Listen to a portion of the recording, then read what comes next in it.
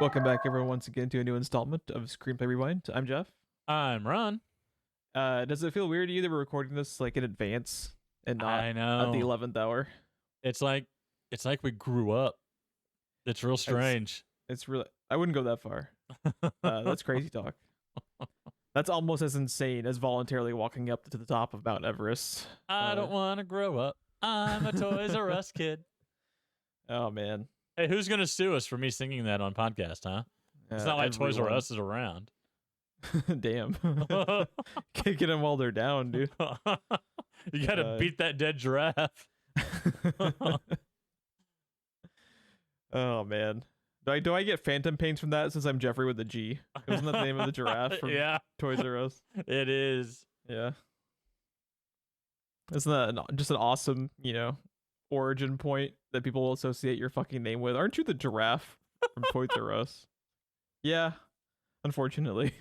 Yeah, I think I've escaped mascots. I don't know offhand any mascots with my name. Man. I can tell you it's great having the same name associated with a meme like my name is Jeff. I definitely didn't hear that by I don't even know what that's a reference to. Oh, my name is Jeff. You don't know that? No. It was fucking everywhere for like 10 years that I heard it. How did you not hear that? I don't know. I'm old. I'm old too, bro. But maybe because I was at fucking ground zero as a Jeff. I don't know. Because I'm a Ron.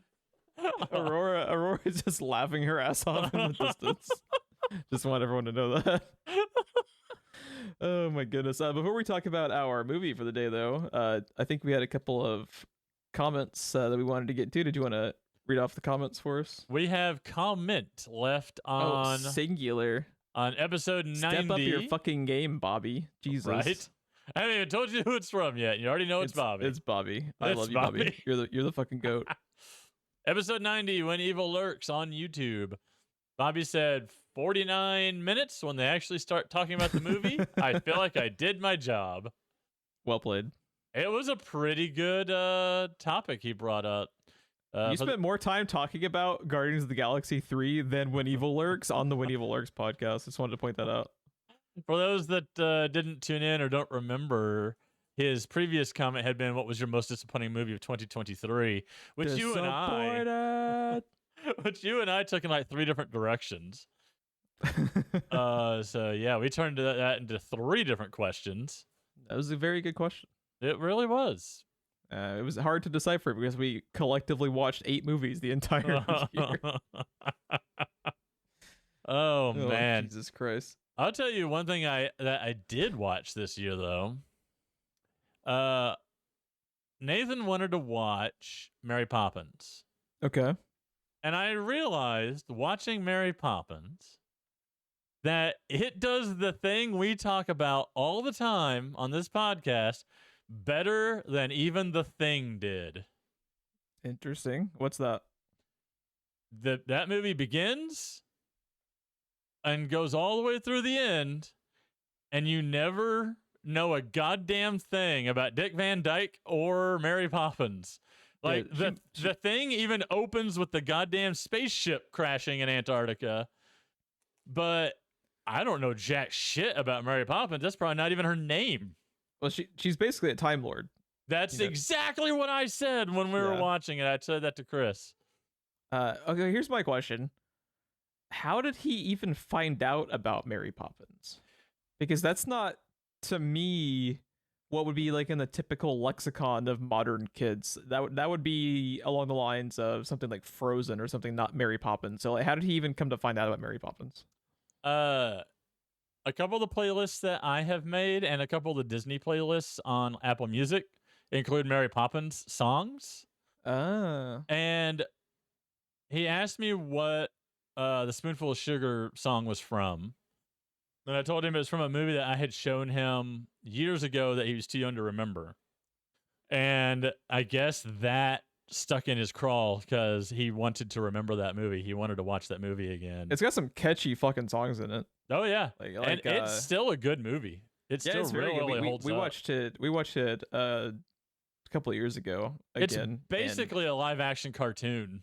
in every sense of the word. Like every time the cannon fires, the way the house jumbles itself. Like there's even a scene where the mirror is still swinging from when the cannon fires on the hour, and he's tying like his necktie, swaying back and forth with the mirror rather than just stopping the mirror because this is life. Did you ever watch the movie? Is it Saving Mr. Banks, I think is the name of it, about like the creation of Mary Poppins? Have you ever watched that? No, I have not.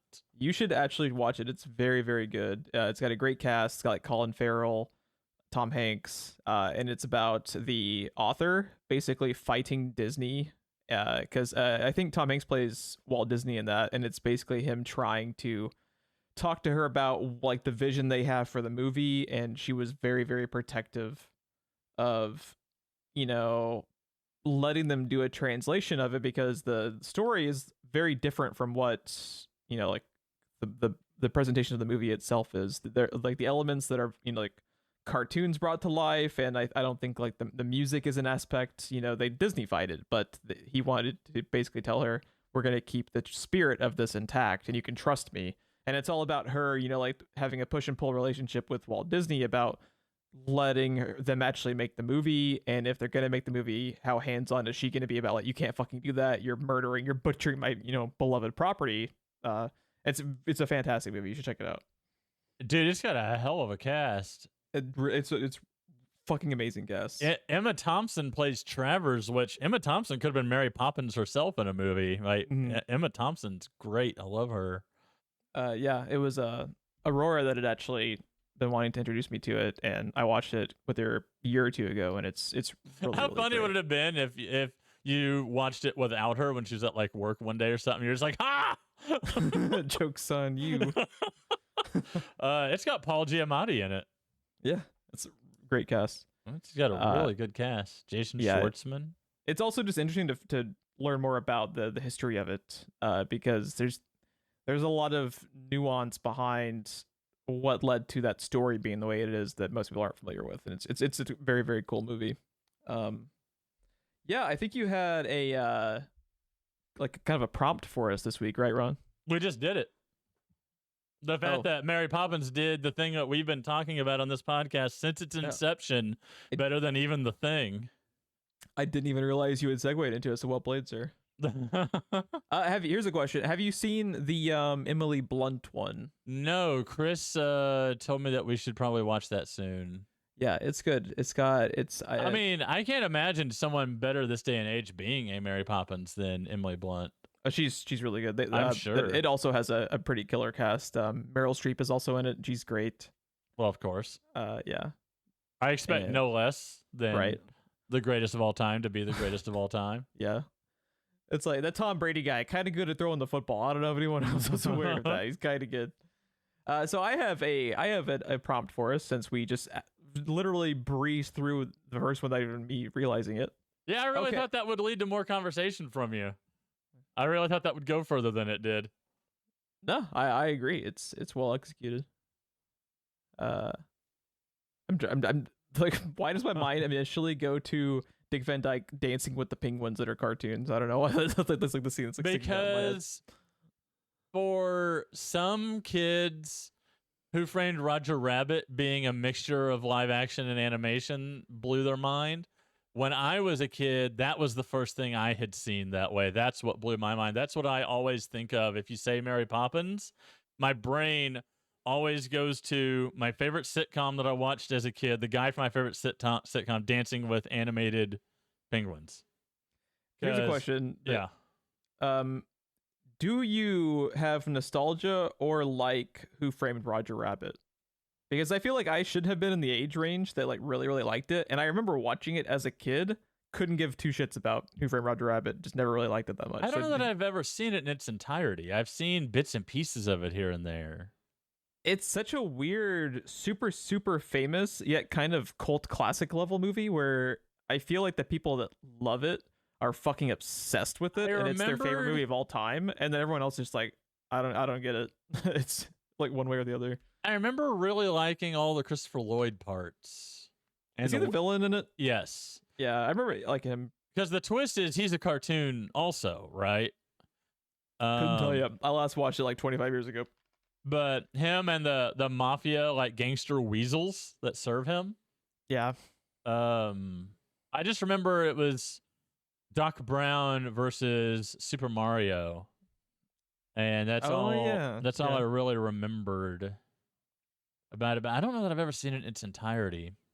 I just remember it would just be on in the background. It was almost like my parents were confused. Yeah, it was just by me on not in the liking background. It was just always on in the background. I remember watching it and just not being able to fucking care. It's just something.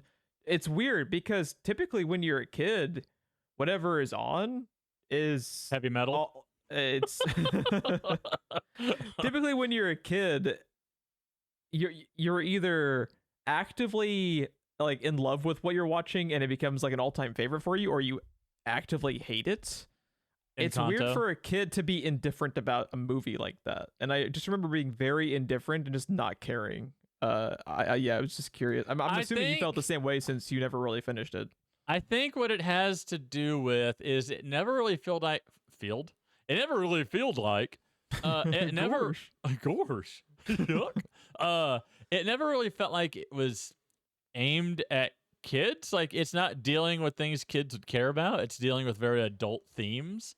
So it comes off as like, oh, this is a grown-up movie. I don't give a shit about this. It was a very fucking weird movie. I mean, that'd be a curious one for us to like revisit for the podcast and just to formulate an opinion one way or the other as far as. So we can close this chapter and move on with our lives. Yeah, it's been haunting me for 25 years. Haunting me my whole life. Oh shit, dude.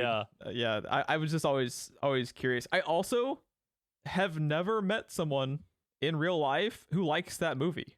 But it has this following. Hey, Jeff. It's strange. How often does this movie come up in your day-to-day life? Because I hadn't thought about that movie till I started listening to Duckfeed TV. Yeah, it's weird, right? Like it's out there because people do love that movie, but it's like, and every time no one ever talks about it. No one cares about it. No one talks about like it's so bizarre to me. Yeah, every time they mention it on Duckfeed TV, I'm like, oh yeah, that does exist. They do exist. Yeah, I was gonna say I'm like the M&Ms. So it's like it does exist. But yeah, I don't. That movie never comes up for me. I don't know anyone in real life that ever talks about that movie or thinks about that movie. So yeah, I don't know, man. I don't know. It's fucking weird. So I have a prompt for you. I don't think it'll take too long because I don't want to have a 45-minute green room again to where we occasionally get to the show. Okay, Ron. I have a Supergirl or Power Girl? No. Oh. I have a question for you. Well, there goes my night. This podcast is over. If you were forced to do one of these scenarios, which would you do? Would you climb to the top of Mount Everest? Nope. Or go spelunking in... Now, it's not going to have the monsters from The Descent. It's just... That was my first question. There's not going to be monsters, but you are doing all of the spelunking scenarios in The Descent minus the monsters. Which would you rather do if you had to do one? Now, are we actually spelunking, or are we like Bruce Wayne spelunking talking to Morgan Freeman? You're actually like you're in those incredibly claustrophobic cavern things that you are barely able to fit through. That is part of it. So do you go spelunking in those super claustrophobic tunnel things in The Descent minus the monsters, or do you go to the top of Mount Everest? Got to do one of them. What do you do? So I was all in on spelunking until you said all of the spelunking scenarios in The Descent. Because I have zero issues with claustrophobia. I've visited several like national parks that have caves or whatever throughout my life. I've been in a lot of caves and stuff. I'm fascinated by them. But I am not dangling from the roof of a cave by a rope across like a 50-foot gap.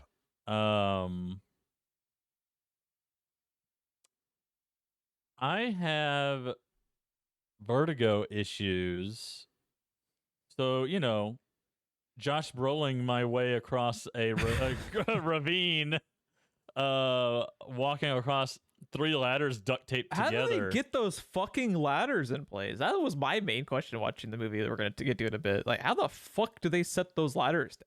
That's crazy. I don't know. I'm looking at the poster right now. There's 1, 2, 3 of the extension ladders fully extended, like tied together, and you can go fuck yourself. Yeah, I'm just like, I'm doing the mental gymnastics of the logistics of getting those ladders in place, and I don't understand how it's humanly possible. I would sooner throw myself off of that mountain than walk across those ladders. God, dude, fuck that. So I don't know. I'm leaning towards spelunking, but Jesus. See, what sucks for me in this scenario is I suffer from vertigo and claustrophobia, so I'm just like screwed whichever way I go. I think though I am picking the Mount Everest thing, because if I'm picking one awful scenario, I'd rather either freeze or just fall off the cliff. Because like the idea of getting stuck in the caverns is like the scariest thing to me, where you're just stuck and you just wait. That's the thing that's the scariest outcome for me. Is that happens in Crystal Skull, right? Doesn't he get stuck in the cave when they're descending? All I can think of in Crystal Skull is the fucking gopher holes. I don't know. Dude, the gophers are the best part of that movie. Come on. Oh, you mean nuking the fridge is not your favorite part of the movie? Oh my God. I love the argument. Not to go back on, we talked about that movie already, but just the argument that the lead-lined fridge wouldn't protect you from the radiation versus the explosion that sent him 10 miles careening through the air.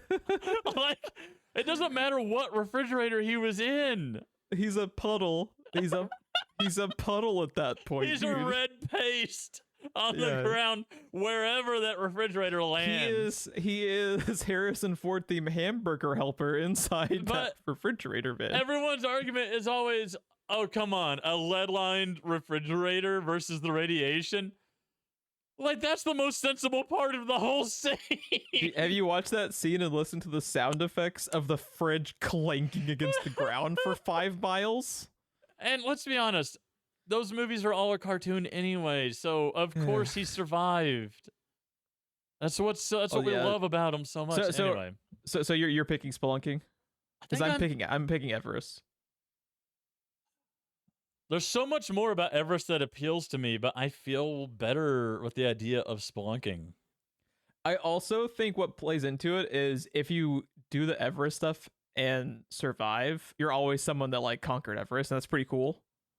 If you survive the cave, you're just like, wow, you're a fucking idiot for going into that cave and spelunking. It doesn't have the same glory attached to it as climbing Everest does. If I die spelunking, though, I'm already been laid to rest in my grave, you know? Yeah, you're no longer a burden for anybody. I'm now 600 feet underground instead of 6 feet, so I win. Yeah, I don't know. See, also, does watching the Everest movie also make you think of Gary's catchphrase on WAF about it's like they say it's like going to sleep? You know, like I think about that in every movie now. Yeah, it's such a good catch. It's such a good like ongoing joke. Like you know, Indiana Jones in the refrigerator becoming a red paste. Oh, they say it's like going to sleep. Like, anytime I watch a movie, I think about that now. It's really good. It's real good. Yeah. Goodness. See, like the thing that freaks me out about spelunking more than anything is the descent monster. Yeah. I am not afraid of the dark, but just the idea that I have to bring my own light with me, I do not like. Well, you see, you merely adopted the dark, dude. Like I don't. It feels like, I don't know. There's just something about the idea that this thing that has always existed as long as the Earth has, you know, is just not present. I have to bring my own, and that my light is a limited resource. Yeah, that's true. I don't like the idea of that. While darkness itself doesn't bother me, I know none of this makes any sense. I know, but you know, that's the whole thing about an irrational fear, is that it's irrational. At least on Everest, like, I don't know, the idea of bottling up oxygen is not is not new. Like, I'm used to that idea. Like, scuba tanks are a thing. Right. But it's also what I when I was doing a little bit of research on this, when you hit the dead zone on Everest, where you are you are literally not able to produce more oxygen than you're losing. Yeah. And it apparently feels, once you've been in that situation long enough, it feels like you're actively being strangled to death, and that does not sound fun. Jesus. Yeah. Yeah, anyone in the comments anywhere, chime in, because I think this is an interesting kind of decision you have to make. If, like, are you picking Everest or are you picking spelunking in the Descent cave minus the Descent monsters? Because what about with the Descent monsters? Does that sway you one way or the other? I already picked fucking Everest, dude. What about Abominable Snowman versus Descent monster?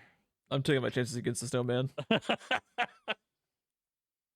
Oh man! Because you know what's gonna happen? The Snowman is just gonna like eat me. You know, I'm not gonna end up in that super gross fucking river of blood in the Descent that just makes you want to go take a shower just fucking thinking about it. It's like that river from the Bloodborne DLC. It really is.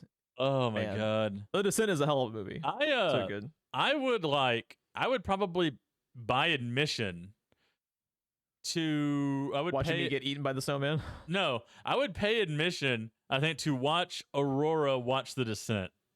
Oh man. The movie's only going to get watched for about 30 minutes, and then it's going to stop. Well, we got to make sure it's a super cut then.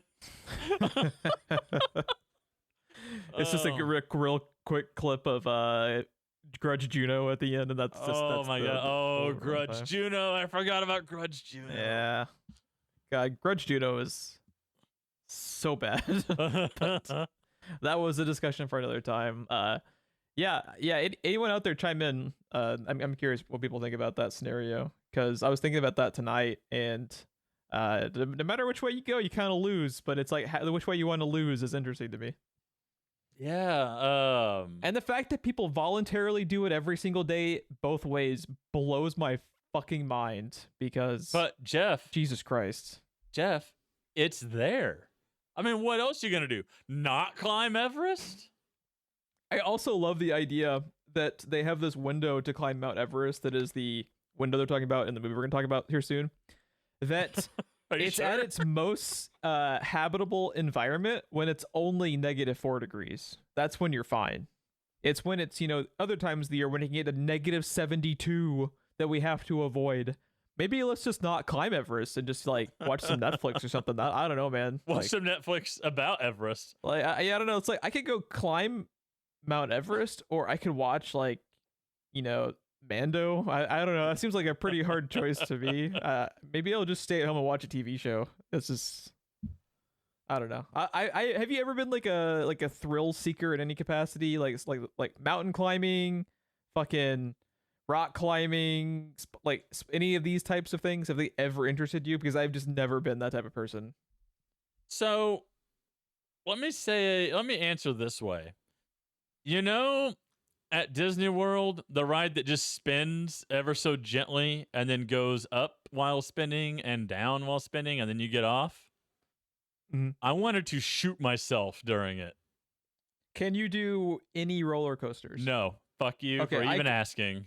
I can do that. That is probably the craziest thing I can do, is I can do certain roller coasters. The types of roller coasters I can do are, if they are ones that are closer to the ground and it's just based around loops and stuff, I can do. The ones I cannot do are, as long as it's just based around loops, you can do it. The ones that I cannot do are the Superman style ones where it's just where it's a vertical hang. I can't do that. That's when it triggers my vertigo too much. Mr. Freeze or whatever. Yeah, those types of ones can go fuck themselves. But I've been on a few roller coasters and I can do them, but certain ones I was like, nope. Can't do it. I wanted to end my life on the Diamondback over in Frontier City. Oh, really? I like that one. I like that. Yeah, you just go forward to a single loop, stop, so you can do that and one? Then you do it backwards. And I wanted to end my own life. Really? Yes. Just to make it stop. Do you have what freaks you out? Do you have like a panic attack? What's your reaction to it that you hate so much? I've never thought about it, but it may be basically an anxiety attack that I have. I don't know. The only reason I did that stupid ride at Disney World was Nathan wanted to go on a ride with me. Because I'm the guy, I hate amusement parks. I hate rides especially. So I'm the guy that will just hold everyone's bags while they go on a ride. So I get all the joy of waiting in line for the ride and then not going on the ride every time. That sucks. And he wanted to go on a ride with me instead of Lola or Mom or Haley. So, all right. And they have the one that's on the Buzz Lightyear side, the Tomorrowland one that's shaped like a rocket ship, and it just spins ever so slowly and gently, and slowly rises and slowly falls. And Nathan has a lever that he can pull to do the up and down. And he did it one time, and then when he reached for it a second time, I'm like, nope, you're not pulling it again, because I will jump off of this thing just to make it stop. I just get the idea in my head of, when they take the snapshot photos, people on the amusement park rides, of just Nathan with the biggest smile having the time of his life, and you look like you've just stumbled upon a descent monster, and you look terrified. I will look at the video, and if there's a good screen capture to be captured, I will post it on our Twitter. Oh yes, please. Because Chris took video. She was, I think, in the one ahead of us, looking back. So if there's a good screen capture to be had there. But yeah, no, I cannot and will not and refuse basically any rides. I used to like the log ride, but even that, I'm just like, no, you can go fuck yourself. I'm not doing that. You ever been to Worlds of Fun in Kansas City? I'm assuming it's still an amusement park. I don't know. I haven't been there in a long time. No, but it does not sound like fun already. I don't trust that name at all. It's like Worlds of Fun and Cody Fingers on the side. They're really tiny where you can hardly see them. It has a couple of roller coasters that I genuinely loved. My favorite part of the roller coaster is something you can't replicate, and it is when you're on the ride and you're on the roller coaster and your body can't help but just viscerally scream. You know what I'm talking about? It is such it sounds like mortifying on paper, but when you're in that state where you're so fucking free that you're just fucking screaming at the top of your lungs because you're acting on pure fucking adrenaline.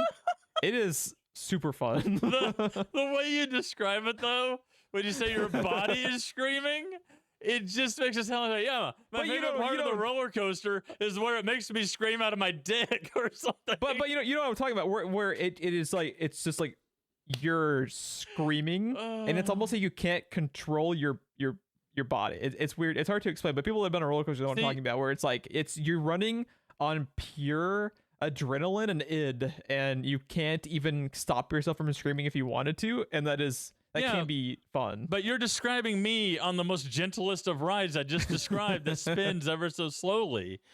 Now, what you will not fucking see me on is any of the rides at a state fair that two dudes just whip together with a fucking Allen wrench set in a night. No, fuck that. Fuck that. How do you feel about Ferris wheels?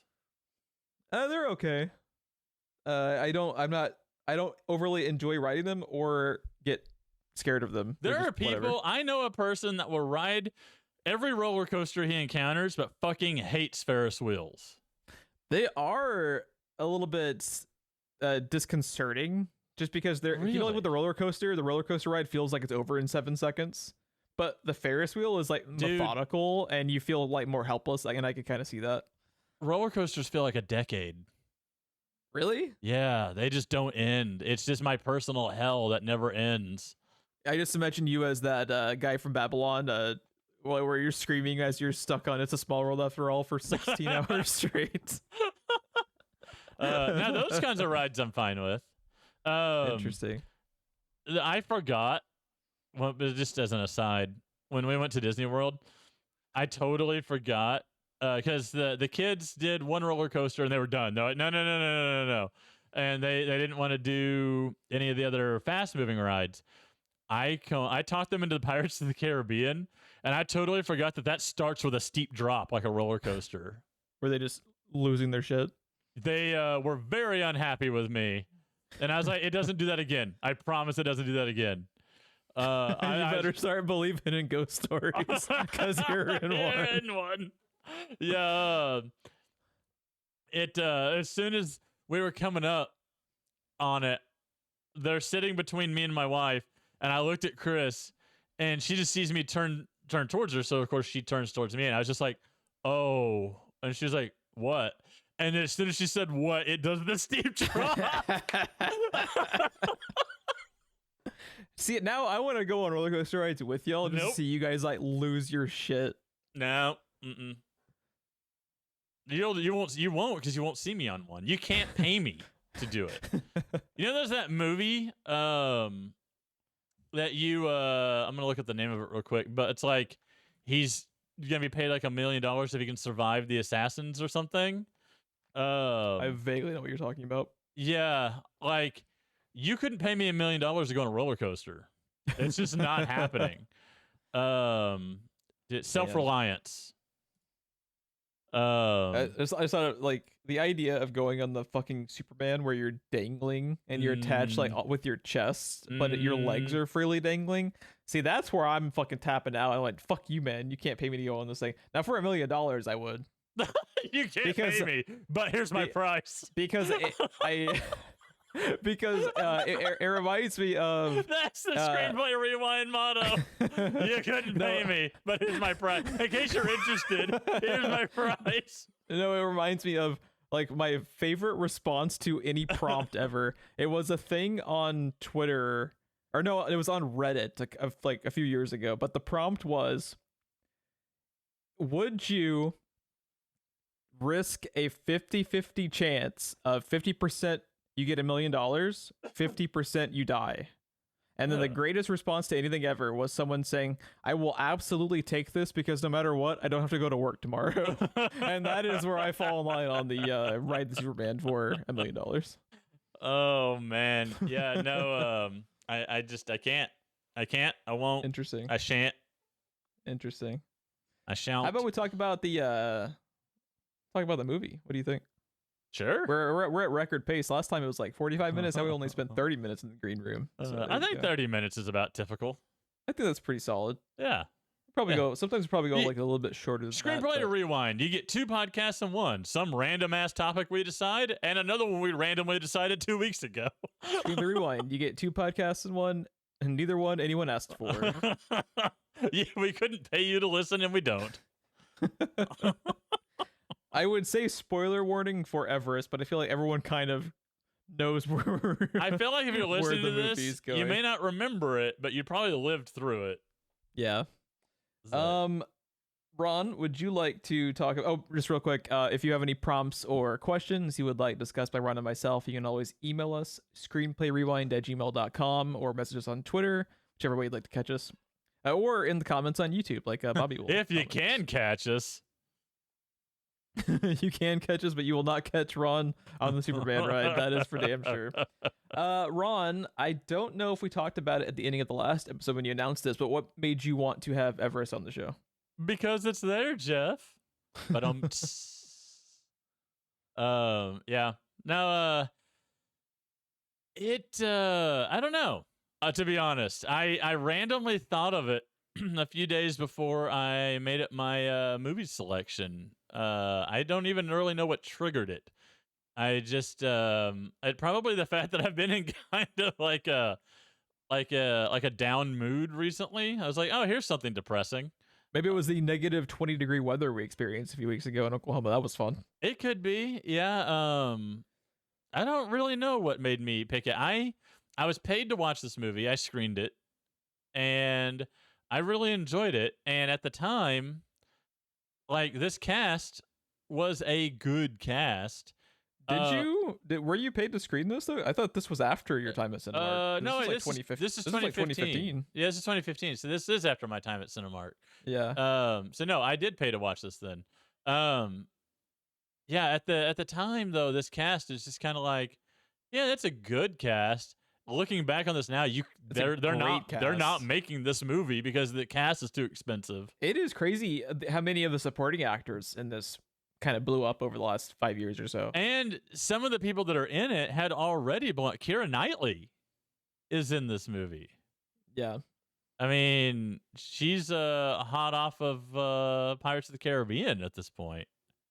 Although I feel like Pirates of the Caribbean almost did like Orlando Bloom and Keira Knightley like no favors by the end of it. Definitely Orlando Bloom. Their careers kind of, and in a weird way, Johnny Depp too, because he made damn sure his own career was fucked up. He did, but at the same time, I feel like Keira Knightley and Orlando Bloom just kind of like their careers just kind of sputtered. Yeah, at the same time though, he was Johnny Depp was in a lot of stuff, and then he became Jack Sparrow, and that was all anyone wanted from him. Yeah, he was either Jack Sparrow or he was that creepy dude in weird makeup with a weird voice for Tim Burton, and that was his career for about 45 years. That was pretty much always his career, though. Yeah. But yeah, no, I don't know. I really couldn't tell you what made me think of this movie. I was just kind of scrolling through my list like live on air, trying to figure out what my next movie was going to be, and I had been thinking about this movie already. I think you've been wanting me to watch this for a while. I think you mentioned this like a long time ago as being one that you had wanted to show to me, and it was just one that you just took a minute to circle back around to having. I think you had been wanting me to watch this even before we started the show.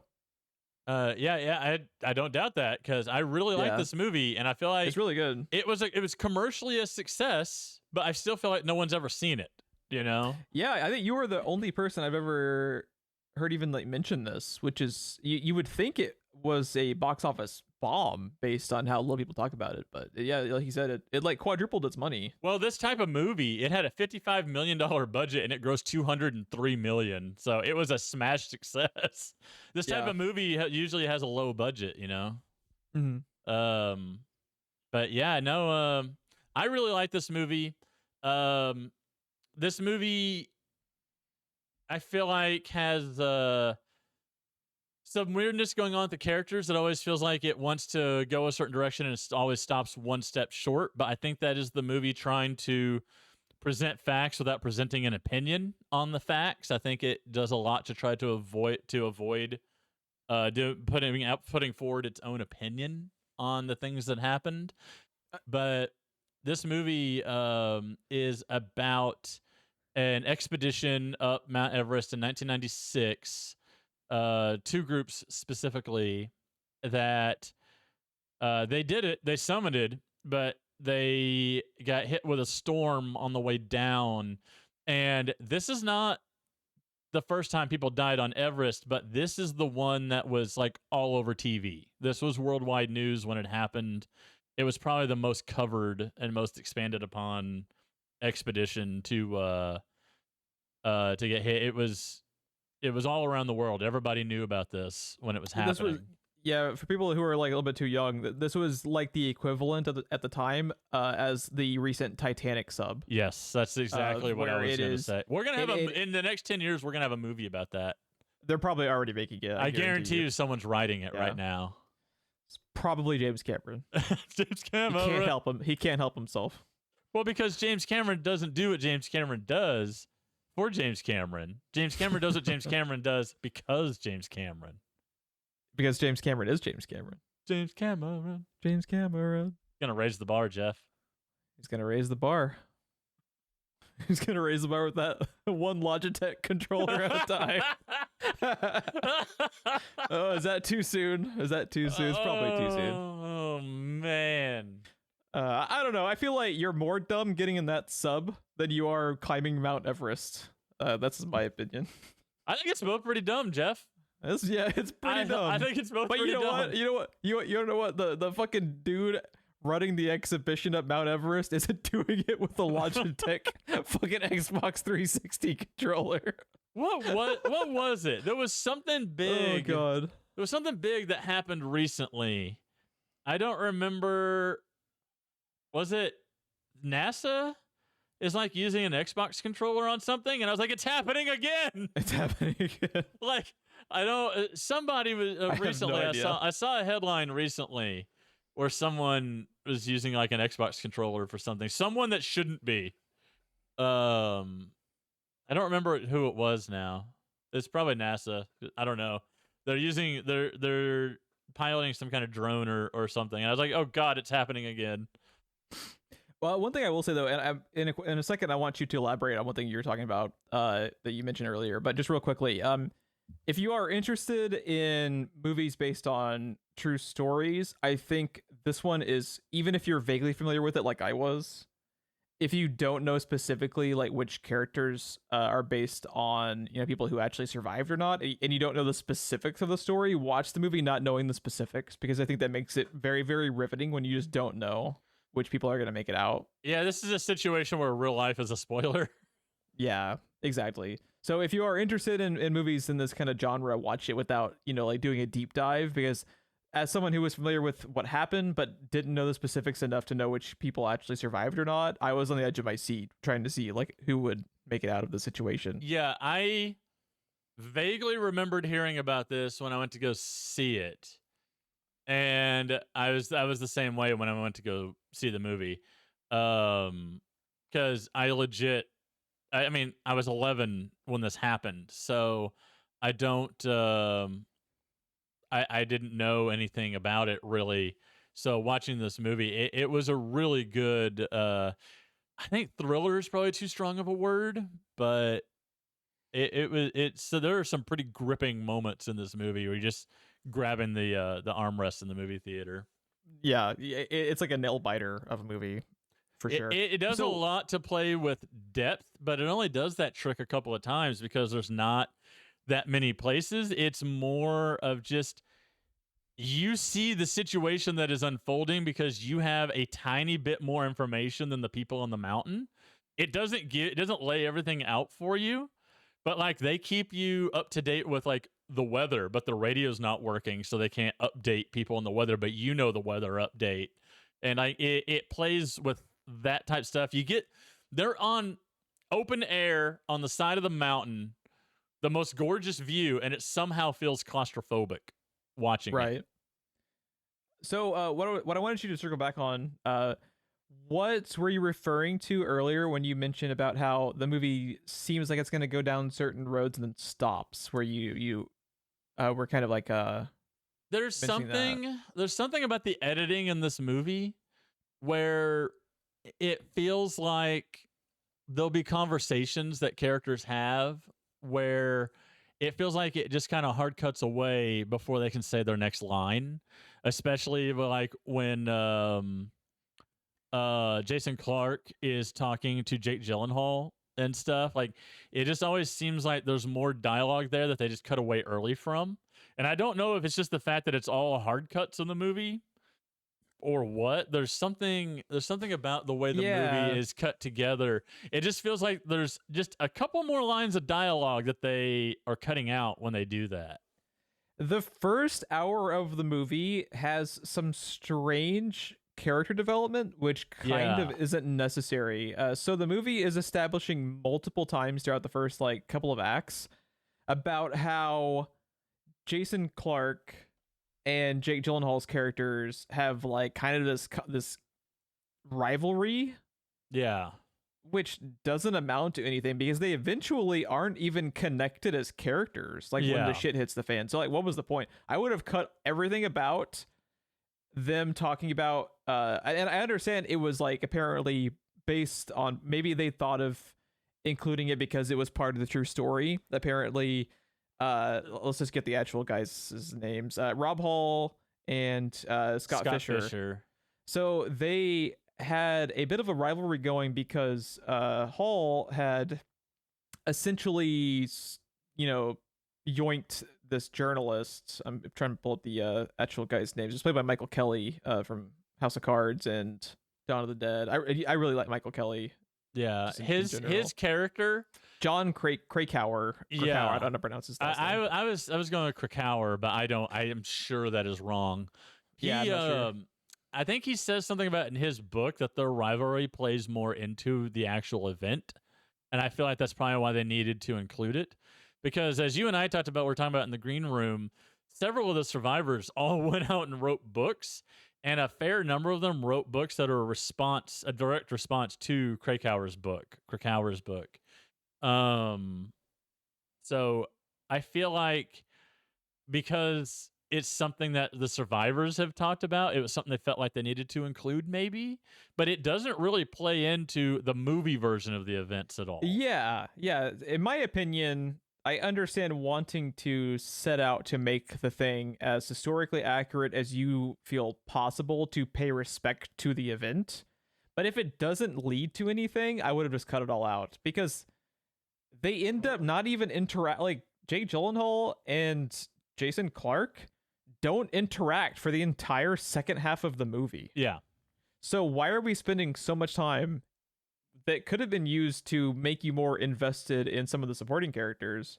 Like, you could have used that time to have more time with some of the supporting characters of characters that end up passing away and learning more about these people than this like obtuse rivalry that doesn't amount to anything. It's just kind of like you said, maybe they were wanting to have the story lead in a certain direction and then decided not to. Because it feels a bit disjointed to me. Yeah, I don't know that this is a thing or not. I just want to say before I say it, I have no idea that this is how it went down. But what it feels like when you're watching the movie, whether this is true or not, what is true is when you watch the movie, it feels like it started to maybe go in a different direction, and they're cutting things out to change it. Like, maybe it started out when they first started filming with an opinion and then pivoted to maybe we shouldn't have put forth an opinion or something. Like, it feels like something that shifted gears when stuff was already filmed and they couldn't go back for reshoots, you know? Mm-hmm. That's the way it comes across. I don't know that is a thing or not, but that's the way it felt when I was watching the movie a second time, because I didn't remember feeling that way watching it the first time, and I don't know if that came across to you watching it this time. It did, because eventually it came to the point to where I thought it was as someone who was vaguely familiar with this event but didn't know the specifics, it felt like it would end up being the driving force in what got these people like screwed over. But it wasn't. It was honestly just, bad luck. There's a couple instances of people making stupid decisions, but most of it happened because of the timing of the storm. It was just bad luck with that. And that is something that's been criticized also, because it sounds like they had more information on the storm than the movie puts forth. Uh-huh. And they were reckless about it. Well, one thing, you remember when he said like they had an opening and the mountain makes its own weather and all that, and they had an opening and they took it because everything died down and calmed down? Evidently, that is that original wind was the storm moving in, and then the calm before the storm, right? That should have been a sign to experienced climbers that the storm was basically there, that it was coming in, because everything calm down because of the inflow with the way storms work, the inflow going into the storm. Like, they should have known that was a bad idea, supposedly. I will tell you this.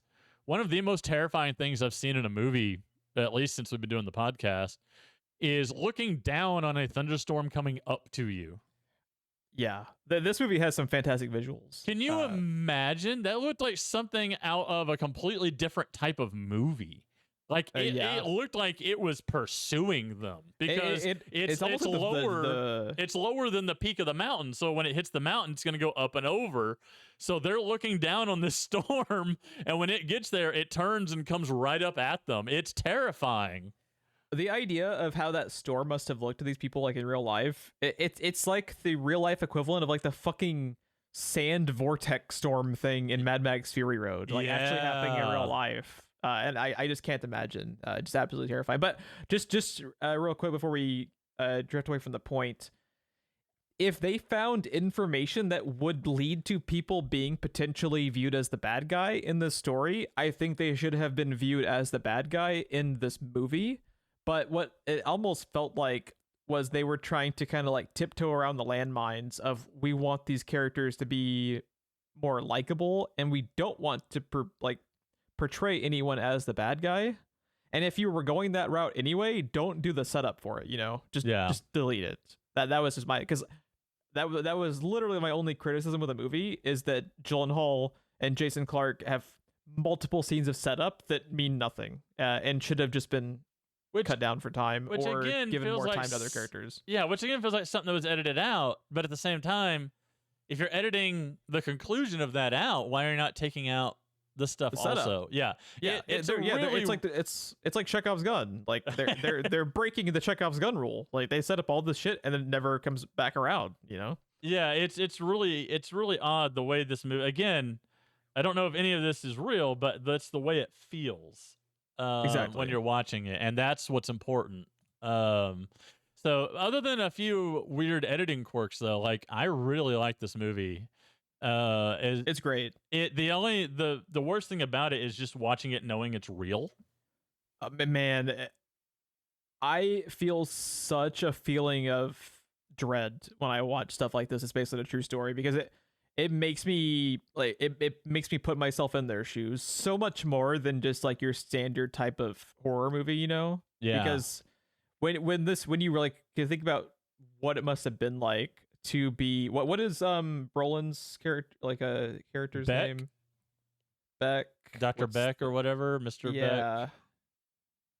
Thanos. The idea of being left in the cold because people think that you're not able to be saved, and just like the mindset of being out there in the cold for that long, is just insane. I can't imagine. When he wakes up in the movie and you hear the crunch as he moves his jaw, the ice breaking, and like you see his fingertips, like the special effects of their frostbite is haunting. It's so well done. He looks like fucking Agatha. Like his fingertips are all just jet black. Beck Weathers, that's his name. Yeah. Ironic name. Like his fingertips are just jet black. His nose is jet black, and he looks like a zombie coming back from the dead in this movie when he wakes up. Did you happen to see the photos of? There's actually a photo of him after they found him, and you see his hands in the real life photo, and his hand, his right hand, was the gray color of, like, you know, like the old school zombie color of like the very, very light gray.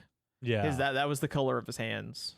It's crazy. They say in the movie that he lost eventually both hands and his nose. He actually ended up losing part of his right forearm also.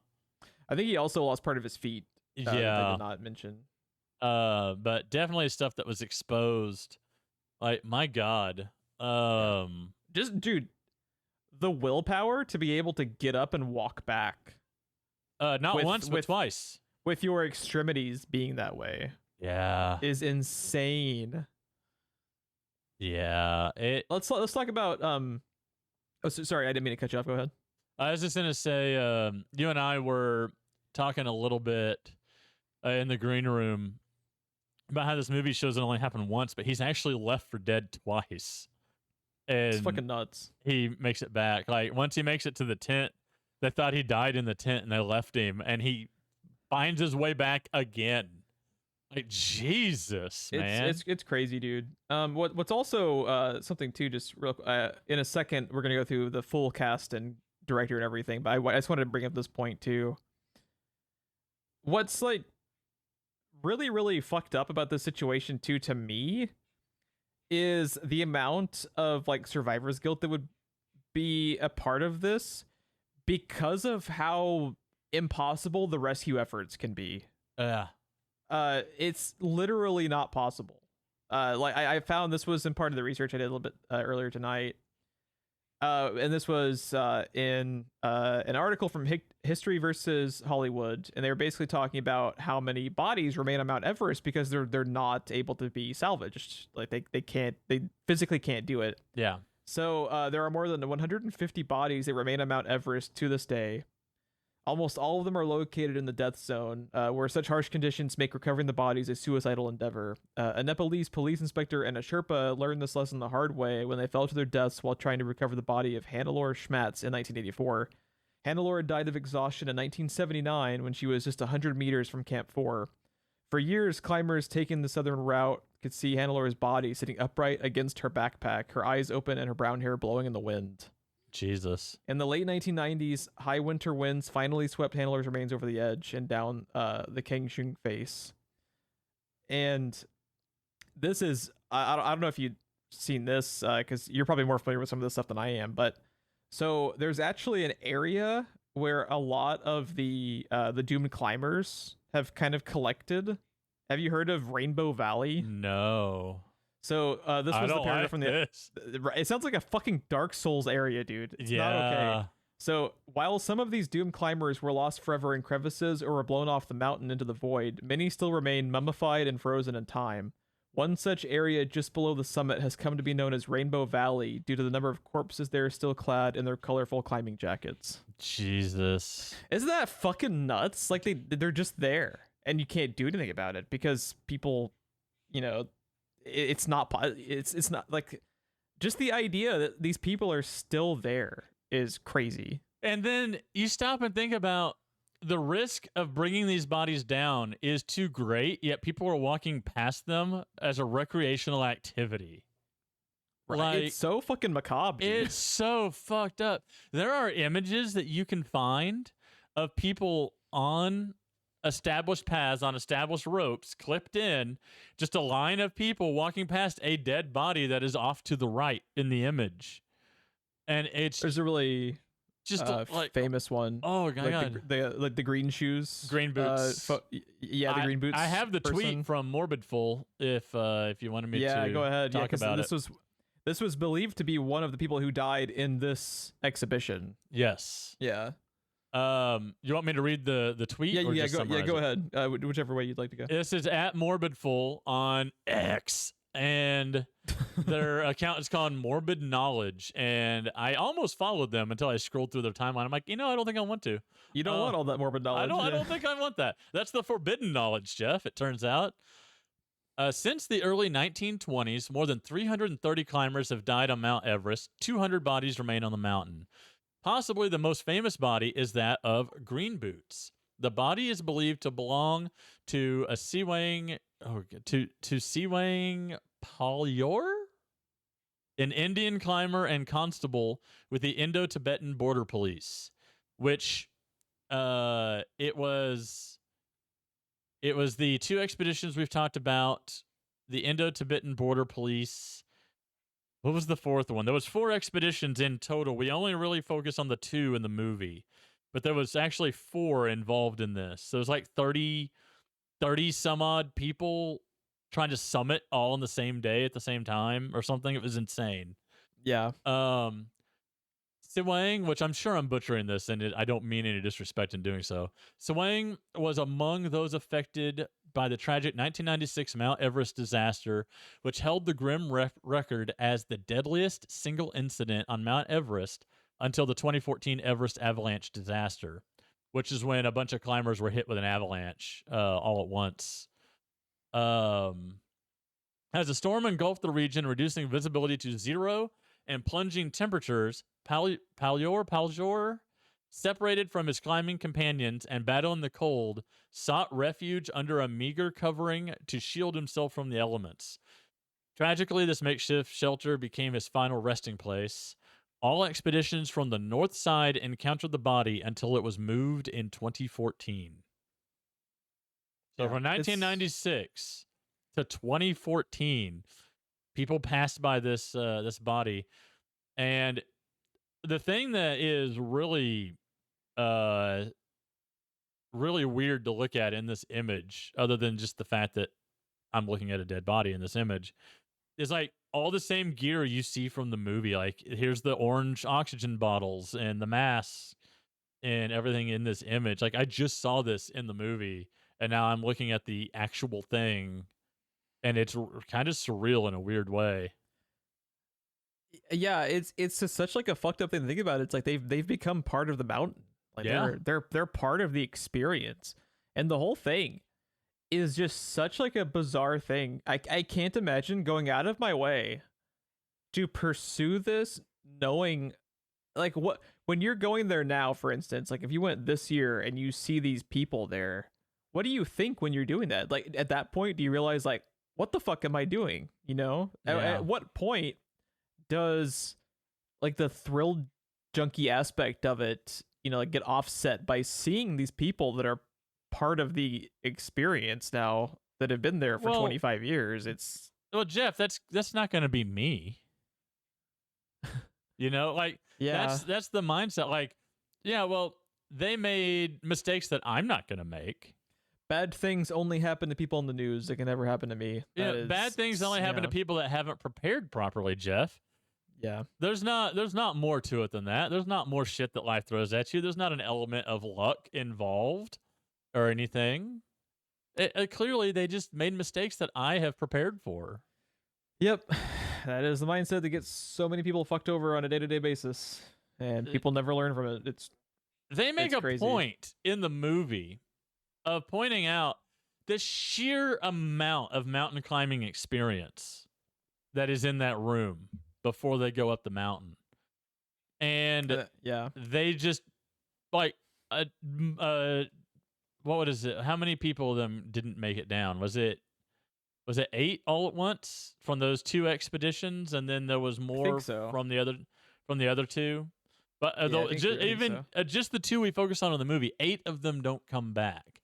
Yeah. And there's collectively how many goddamn years worth of experience climbing mountains? Like, this shit happens, and these people knew what they were doing, or they wouldn't have been there. And like Rob Hall was viewed as the expert, like the leading expert in the world, because he had done it several times. And I don't know, man, if like, it was his job.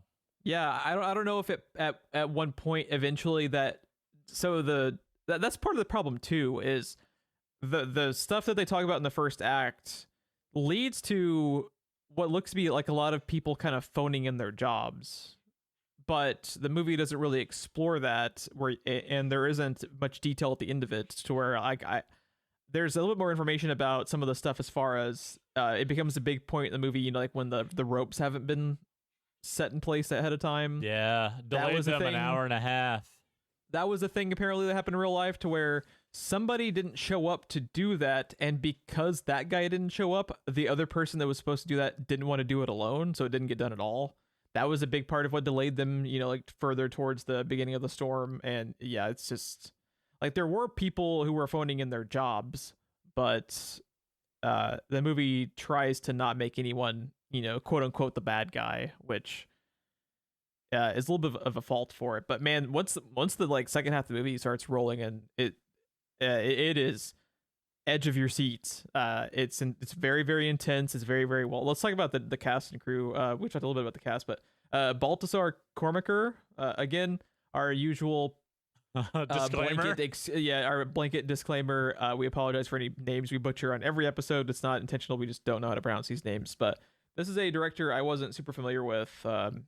He's directed, in addition to this, he has directed, pulling up The Oath, Two Guns, The Deep, Contraband, and Hail, Jar City. I've heard of a few of these, but I've never I think this is the only movie of his I've seen. Mm-hmm.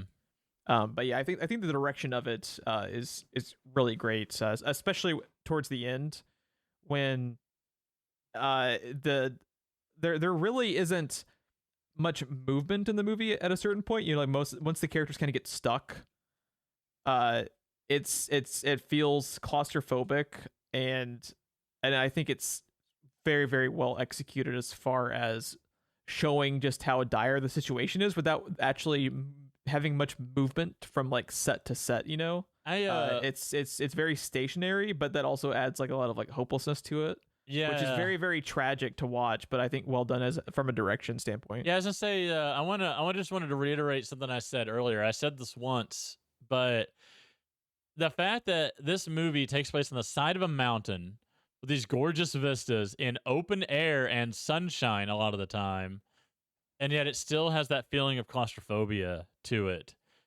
is a real testament to how this movie is put together. We talked about some janky editing. That doesn't mean that the movie's put together badly or that all of the editing is bad. It's mainly the setup in the first half of the movie, because there are legitimate details that need to be included, but the way the first half of the movie plays off for me is more documentary. And then when we get into the actual storm, after we summit and we're coming back down, it turns into a thrill ride of people sitting in snow freezing to death. Like, it's a real... The way this movie is put together to make it feel the way that it does with people sitting in snow for the majority of the movie is incredible.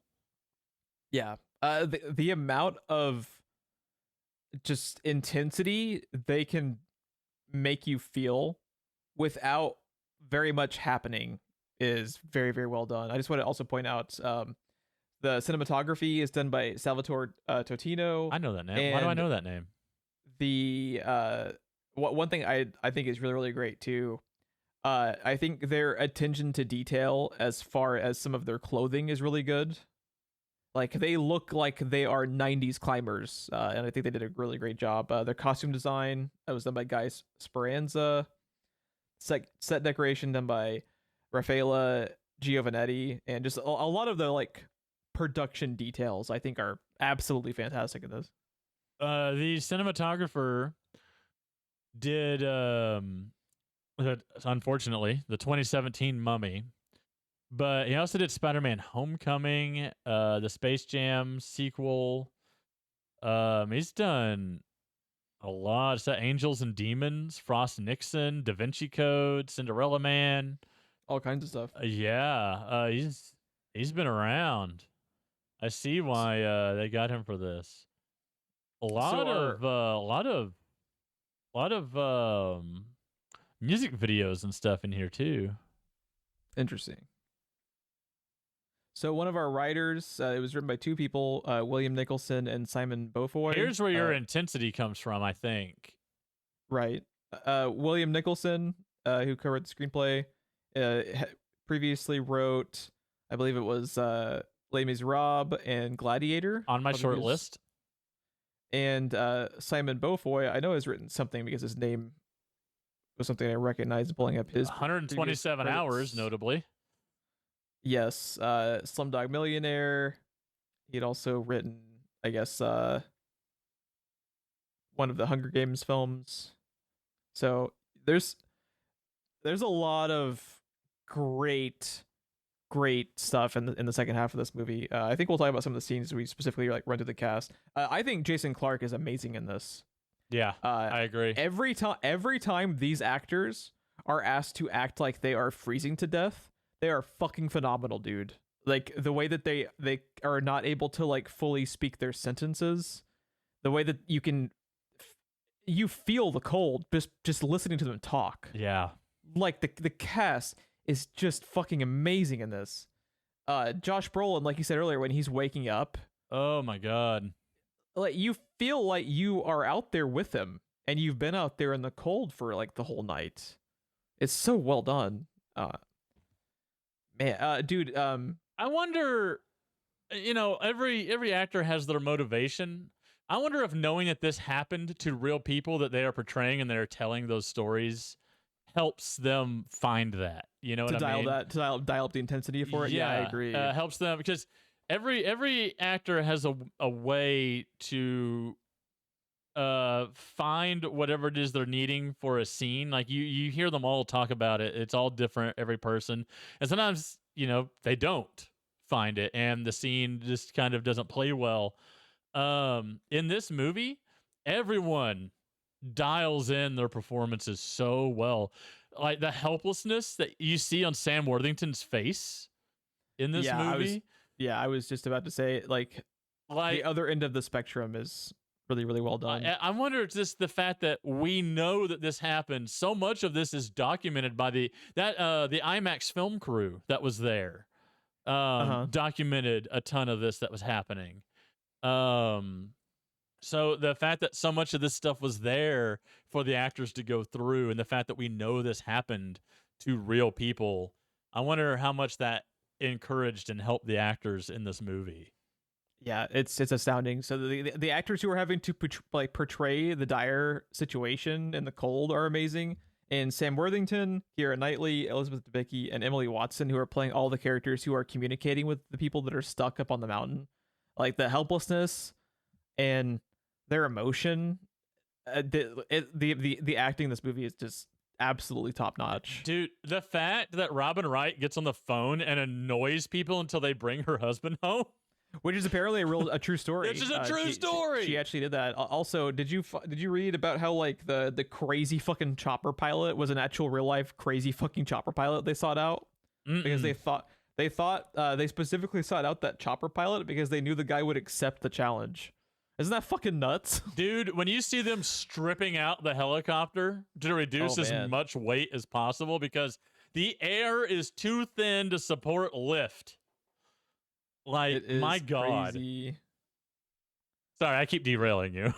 No, it's all good. It is fucking nuts. My goodness. Yeah. Also, one of the most like tragic things to me is how fucking well shot and what they so any other movie is going to show Doug and Harold falling down the mountain. Yes. And the fact that they choose to just let them very, very quietly fall off screen is such like a fucking devastating way to present those scenes. Because I had especially the one with Doug when he just detaches himself after how much Jason Clarke's character Rob has like done to come back and try to get him out of the situation. For him to just it's part of their hypothermia, like when they lose hypoxia. Yeah, that when they lose the ability to properly think, and he just detaches himself and just accidentally falls off, and it's such a quiet scene, and it happens off screen pretty much, and he just turns around and he's gone, and you feel that in your fucking gut, dude. Man, that camera angle where you're looking over Rob's shoulder at Doug. As he's detaching, because they have to move their line. They have to like detach and reattach every time they come to those points. He gets there, detaches. There's no sound. There's no sound at all. It's just wind. Is all you can hear. It's silent. There's no talking.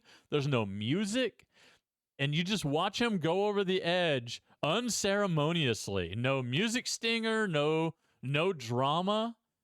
Just him trying to walk across that ledge, and then he just disappears. And for several moments, the camera lingers on Rob doing what he needs to do until he finally turns around and sees that Doug is gone. Yeah, and it's fucking heartbreaking, man. Like that that character death, and I know it's partially just because it happened to like a real person, but like that character death hit me harder than like any character death in a hot minute in a movie. I was just like so fucking devastated watching that. It was, and it adds to the heartbreak too that Rob did all this for nothing because he could have gone down, but he wouldn't leave the guy behind. He couldn't leave his friend behind, and man, it's fucking tragic. So it was the Taiwanese expedition. It was Adventure Consultants, Mountain Madness, Taiwanese expedition, and the Indo-Tibetan Border Police were the 4 expeditions caught in this. Gotcha. I just wanted to clarify that since I had mentioned there was 4 and couldn't remember who the other one was. Yeah, dude. I saw somewhere in here when I was looking through somewhere in here in the fatalities that as of whenever this article was put together, they know the location of their death. Their cause of death is unknown, presumed falling. It's Doug and Harold. I thought I saw somewhere in here they thought they found one of the bodies, but I don't remember whose it was. I'll keep looking through here. But I just want to quickly point out too. I have never been the biggest fan of Keira Knightley, but I think she's great in this too. Yes, like I agree. their phone conversations are heartbreaking as well, and I think dude, that happened. It actually happened. Yeah, isn't that fucking wild? That is something your brain immediately thinks this was dramatized for the movie. That's exactly but it actually what I happened. thought. That's exactly what I thought. It actually fucking happened. Just the fact that actually happened is insane. Yeah, sleep well, my sweetheart. Please don't worry too much. Shortly after, a lot of the lines are direct lines that he said in real life. Yeah, it's insane. Also, by the way, May 23rd evidently. So that happened on May 11th. May 23rd, I don't know. Again, I don't know how to say this name. Ed Viesters. He's apparently in the movie for a moment. He's with the IMAX crew. Oh, okay. He is a friend of Rob's, and he found Rob's body on May 23rd, along with fellow mountaineers, it says. But Rob's wife requested that they leave his body there, saying he's where he would have liked to have stayed. Man. So that's the reason why his body is still there, because she elected that. But apparently they brought his wedding band back. Gotcha. Okay, here's the very next line. The bodies of Doug Hansen and Andy Harris have never been found. Viester states in the IMAX film that upon finding Hall's body, he sat down and cried beside his friend. Fuck, dude. Yeah, this is some heavy stuff. If you start looking into the details on this actual thing, oh my god, it's something else. There's a weird comfort for some reason in knowing that like she has his wedding band, right? Like I don't know why, but it's also kind of beautiful that she let his body stay there, because that it is so, like I get that mindset of Mount Everest is part of like who these people are as a human being, or they wouldn't be there, and like Rob dedicated his whole life to Everest, as far as like when you're so good that people will pay you. I think they talked about how like $65,000, 65 grand just to take you up there, and the level of trust you have in that person. Like when you are a leading world expert on this specific thing, it is part of who you are as a human. And I totally understand wanting to leave him there, because that's like, that was home. We talked about how this movie has a lot of conversations that feel like they don't go anywhere. They don't really have a point to them. Him freaking out at Rob about like, I'm not paying you $65,000 to like get me killed on a ladder crossing a ravine. It's to get me to wait in line at like Walmart. Yeah. It's to get me to the top of Everest. And then later in the movie, he's like, and he talks about getting to the summit. He's like, you're not paying me to get you to the summit. You're paying me to get you down alive. Remember that. Like, that is one of the conversations that goes somewhere, because like Rob has his moment to throw it back in his face later, and it feels pretty good. So one person we haven't mentioned, and I actually think this is part of what I was elaborating on earlier, as far as if you don't know the ins and outs of this movie's original real life true story, go in blind if you can, with Jake Gyllenhaal's character. So with Jake Gyllenhaal being cast as this character, you assume this is one of the main characters when he's really not. And I think that's kind of like a cool twist as far as where your expectations, especially with like the conversations that Jason Clarke and Jake Gyllenhaal have, you think they're going to end up being like the two main characters once shit hits the fan. But they're really, it is with Rob, it is with Jason Clarke, but not so much with Jake Gyllenhaal. To show you how much I knew about this, I've seen this movie before, but I still remembered him as being like one of the survivors. Right?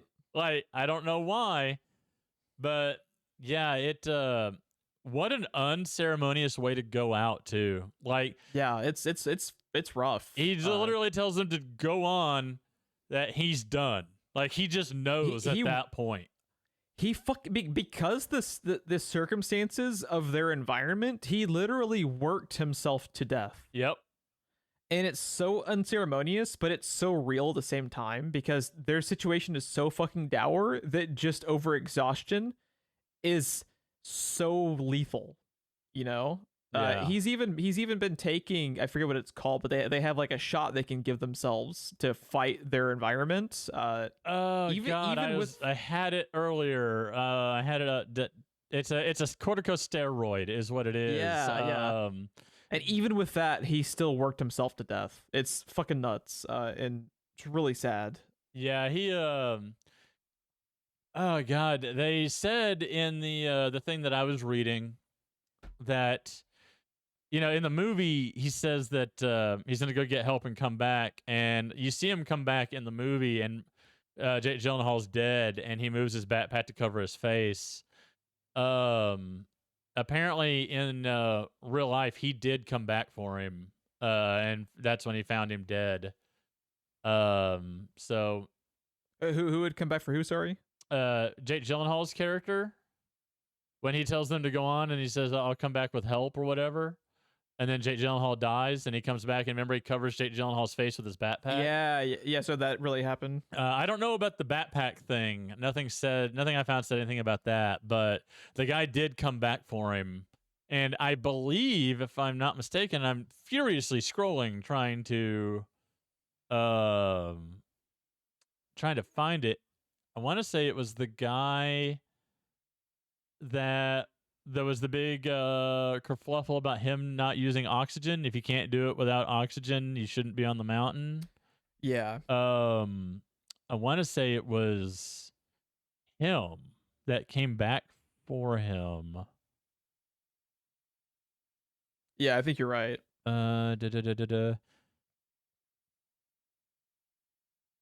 Is he Fisher? Is it Anatoly? Is that his name?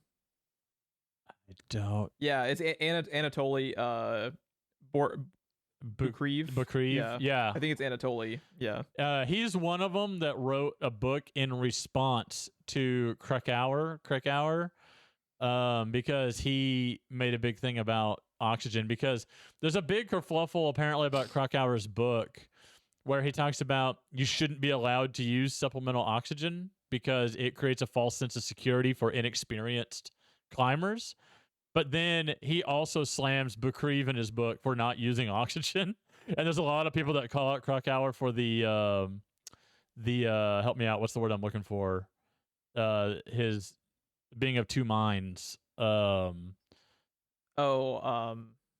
the contradicting of himself? Yes, the contradiction. And apparently Bukreev's book is a direct response to Krakauer's book. Also, I understand like that sentiment of this gives you like a false sense of security. It's the only sense of security you can have because your body can't produce enough oxygen to not lose it quicker than it's producing it. So it's like the only thing that can keep you alive long term, you know? Yeah. So it's like if you can't have that, you shouldn't be doing it in the fucking first place. I mean, you shouldn't be doing it in the fucking first place, period. But if you're gonna do it, you need the oxygen. That's one of the things like with Rob Hall's character, Rob Hall, you know, like the person, he has a sentiment in the movie. I don't know if I'm assuming it was probably based on fact, but where he's talking about how if you don't have oxygen, you don't go. Yeah. They were very adamant about like he said you need to have it. He said if you don't use oxygen, you don't work for me. Yeah. Did you hear about the 2004 study from the University of Toronto? I did not. So apparently Kent Moore, who's a physicist, and John L. Semple, who's a surgeon, they both are researchers at the University of Toronto, and they told the magazine New Scientist that their analysis of the weather conditions on May 11, it suggests the atmospheric oxygen level fell by an additional 6% as a result of the storm, which results in a further 14% reduction in oxygen. So not only was the oxygen level already low, it dropped an additional 6% because of the storm. Which would have made them have to eat through what little supplies of oxygen they had left to begin with. That's fucking awful. Yeah. One thing. Dude, talk about when every little thing that can go wrong going wrong. It's the perfect storm, right? Yeah. Evidently, too, what I was reading, they kind of. I feel like they tried to show this, but I don't feel like it really came through because the problem with movies set in snow is everything kind of looks the same. But I feel like they tried to show this. Stuff I was reading said that the storm, which was basically just a really heavy like thunder blizzard, right? There is a particular path that they had used and then a path that they had cut themselves. That was all erased coming down the mountain. When they came down the mountain, it was just a field of white snow. The ropes that had been set in place beforehand were buried in snow. The trail that they cut was gone. It was just a white field, evenly spread out, no color, no ropes, no hooks, nothing. So people coming down individually ended up starting going different directions and got spread out. Jesus, man. Yeah. The fact that any of it made it back at all is insane. It's incredible, right? Yeah. There's a quote also here from Guy Cotter, which was Sam Worthington's character.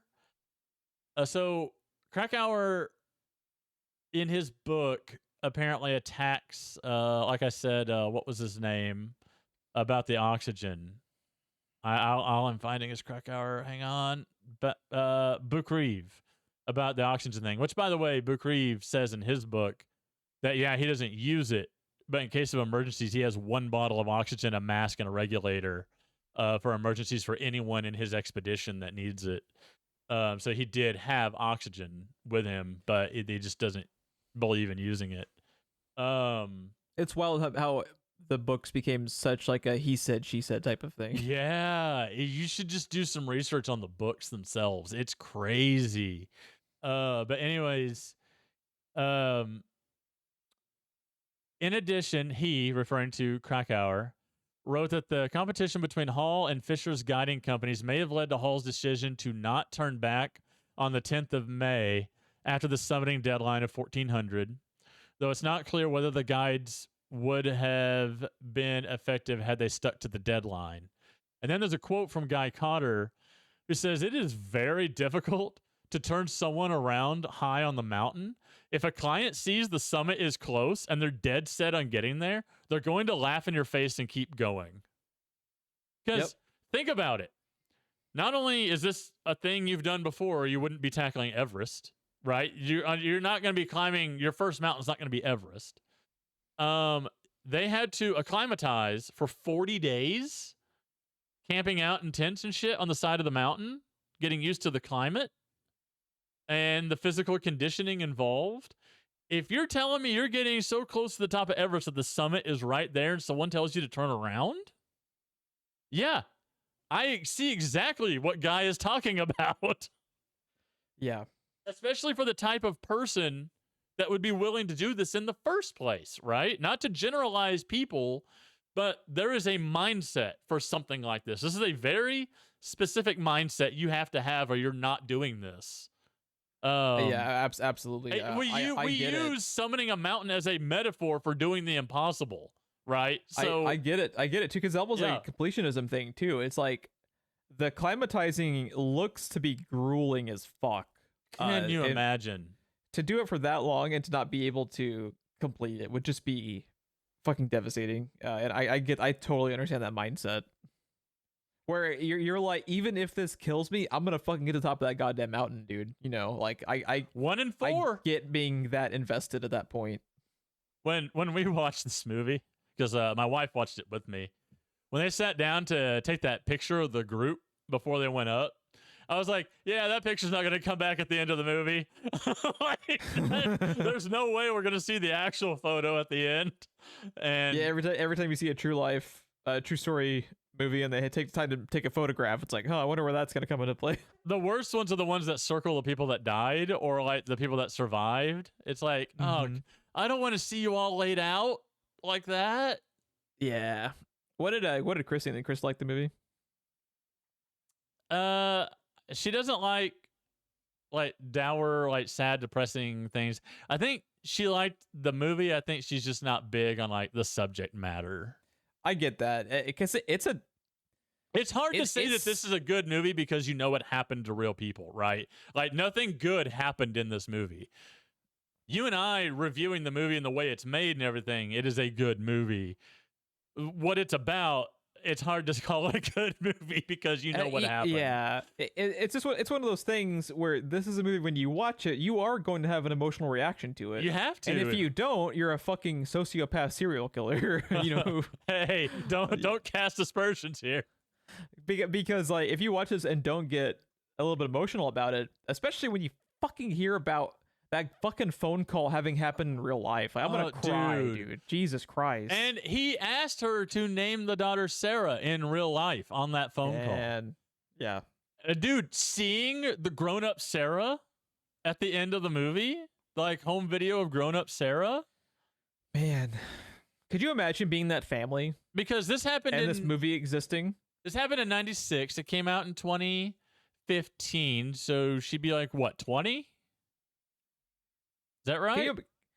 If you are like the mom or that daughter, you have to like watch the movie because you couldn't stop yourself from watching it, right? Yeah. And I just couldn't imagine like the emotions of having to sit through this movie that you can't help but watch.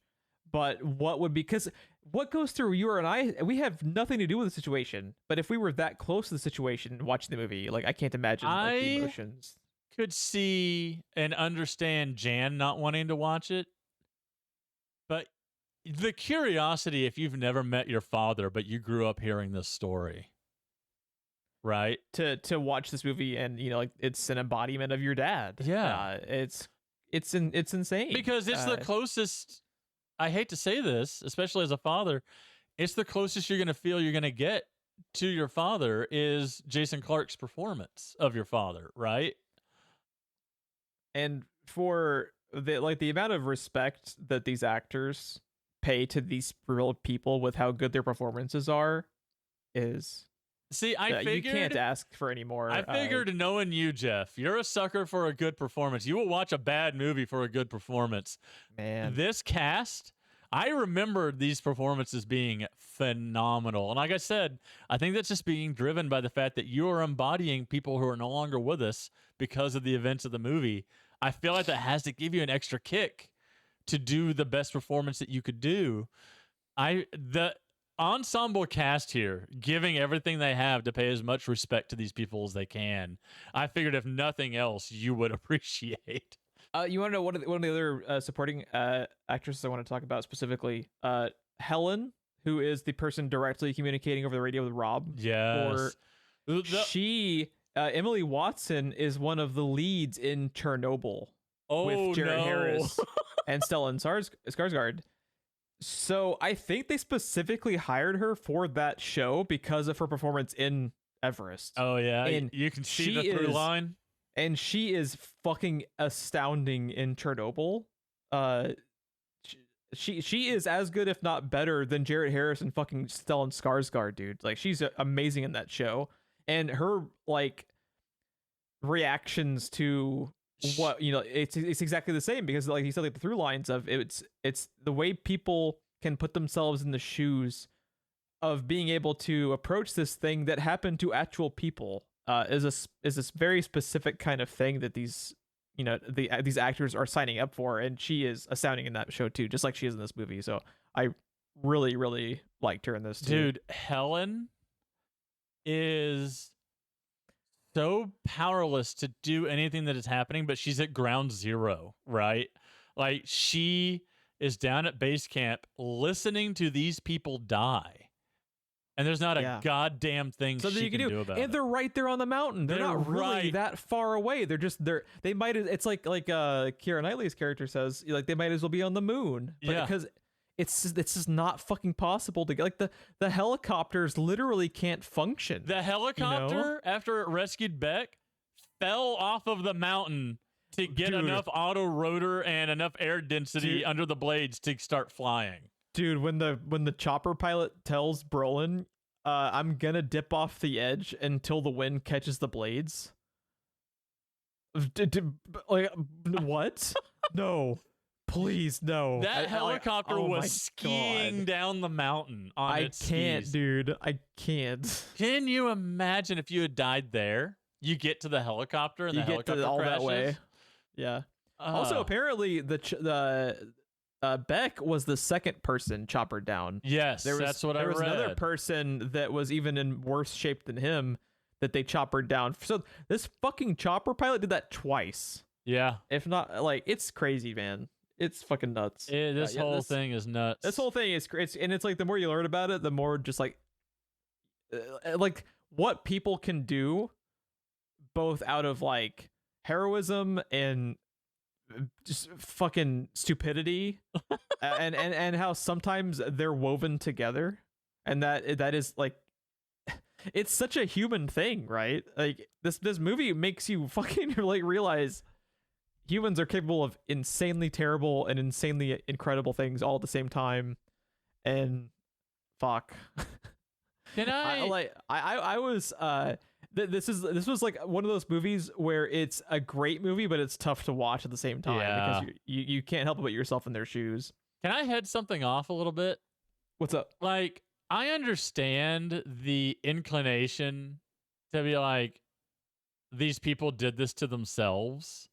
But on the other hand, like, these are people, man. Like, come on. Like, these are actual real life people we're talking about. We're not just talking about a movie in this instance. Like, this shit happened. And, like, just the amount of sheer suffering. Like, you can't, in good faith, say these people, yeah, they put themselves in this situation, but that doesn't mean they deserve it. You know? Oh yeah, no, but yeah, they didn't deserve it. It's just one of those things where people, like what people are able to accomplish in these circumstances is incredible. Yeah, and I'm not talking about you, mindset, by the way, or anything that you said. I'm just saying, like, there's a mindset when you see a headline about people being stranded on Everest or getting in a janky-ass sub to go down and look at the Titanic for some reason. Any of these situations, there's a part of you, and my knee-jerk reaction when I read about a thing, I will admit, is like, well, of course that happened, right? But like, it's like, come on, man. Like, some part of the person who thinks these people deserved it because they did this dumb thing of climbing a mountain because it's there. Like, I don't know. I just feel like you're not a human being if you can't feel something. If you absolutely can't form any empathy at all for people that are in these situations, then you're a piece of shit. You know, I agree. Yeah, and I wasn't trying to insinuate anyone like I said, I'm not talking to you. Oh yeah, I totally get it. I was just it's one of those things where it's like, this movie is so fucking human because this is what people do all the time. Something will be impossible and you should not do it. And there are so many people that'll say, fuck you, I'm going to do it anyway. Yeah. And that is both stupid and admirable all at the same time. On the other hand, there'd be 2 more dead people if that helicopter pilot didn't say the same thing. Exactly. They're so interwoven because that chopper pilot is at the same time a fucking idiot and a goddamn hero. Yeah. You know? It's nuts. I can't imagine this was actually his characterization or his demeanor, but I love the pilot's demeanor in the movie because he's also acting like he's done this a million times and he's never done this before. Yeah. Dude, I was talking to Chris, though. How heartbreaking would it be to see the helicopter coming and watch it have to turn back? Because they turn back and then lighten the load and the co-pilot gets out and everything. But it's like, you got to be in that desperate situation thinking, they're not coming back. Mm-hmm. You know, like, it's not like you know what's going on. You can't really, the radio is spotty and going in and out, and it's not like you have perfect information. To watch that helicopter come, try to land, worry about being able to take off again if they do land, and then leave. And you're just sitting there on the mountain watching the helicopter fly away. It's nuts. I can't even imagine it. I can't imagine it. Yeah. This movie and the inevitable deep dive you're gonna do into Wikipedia pages and articles and stuff, like it is one of those things that will stick with you for a while, just because the stuff in it, some of it is so like astronomical that it feels like it could only be made up for a movie, and then when you learn that it's real, it just adds like a whole new layer of craziness to it. When I watched this, I was like, oh, what a cute thing that they wrote for the movie. What a nice touch of her talking to her husband on the mountain. And that fucking happened. That fucking happened, man. It's crazy. And then, I mean, this is the way I would think of it too. In the movie, it's safe to assume he passes away as soon as that conversation is over. And I mean, that's basically what it seems like happened in real life. Like, as soon as that conversation ended, that was the last conversation that anyone ever had with him, yeah. Yeah, I mean, and dude, the thought that like he's so cold and frozen, but to be able to talk to his wife, he has to stick more snow and ice in his mouth to wet his mouth enough to talk. Oh my God. Like, you're already so cold, so hang on a second, let me stick this cold thing in my mouth and further lower my body temperature to be able to talk, just to be able to talk. It's rough. Oh my God. Yeah. Like, part of me apologizes for picking this movie. Oh no, but at the same time, like, it's like, this is awful that it happened, but this is such a good movie about this awful thing, you know? It's one of those things where it's you can't help but like continue to deep dive information on it too, because it's so fucking fascinating.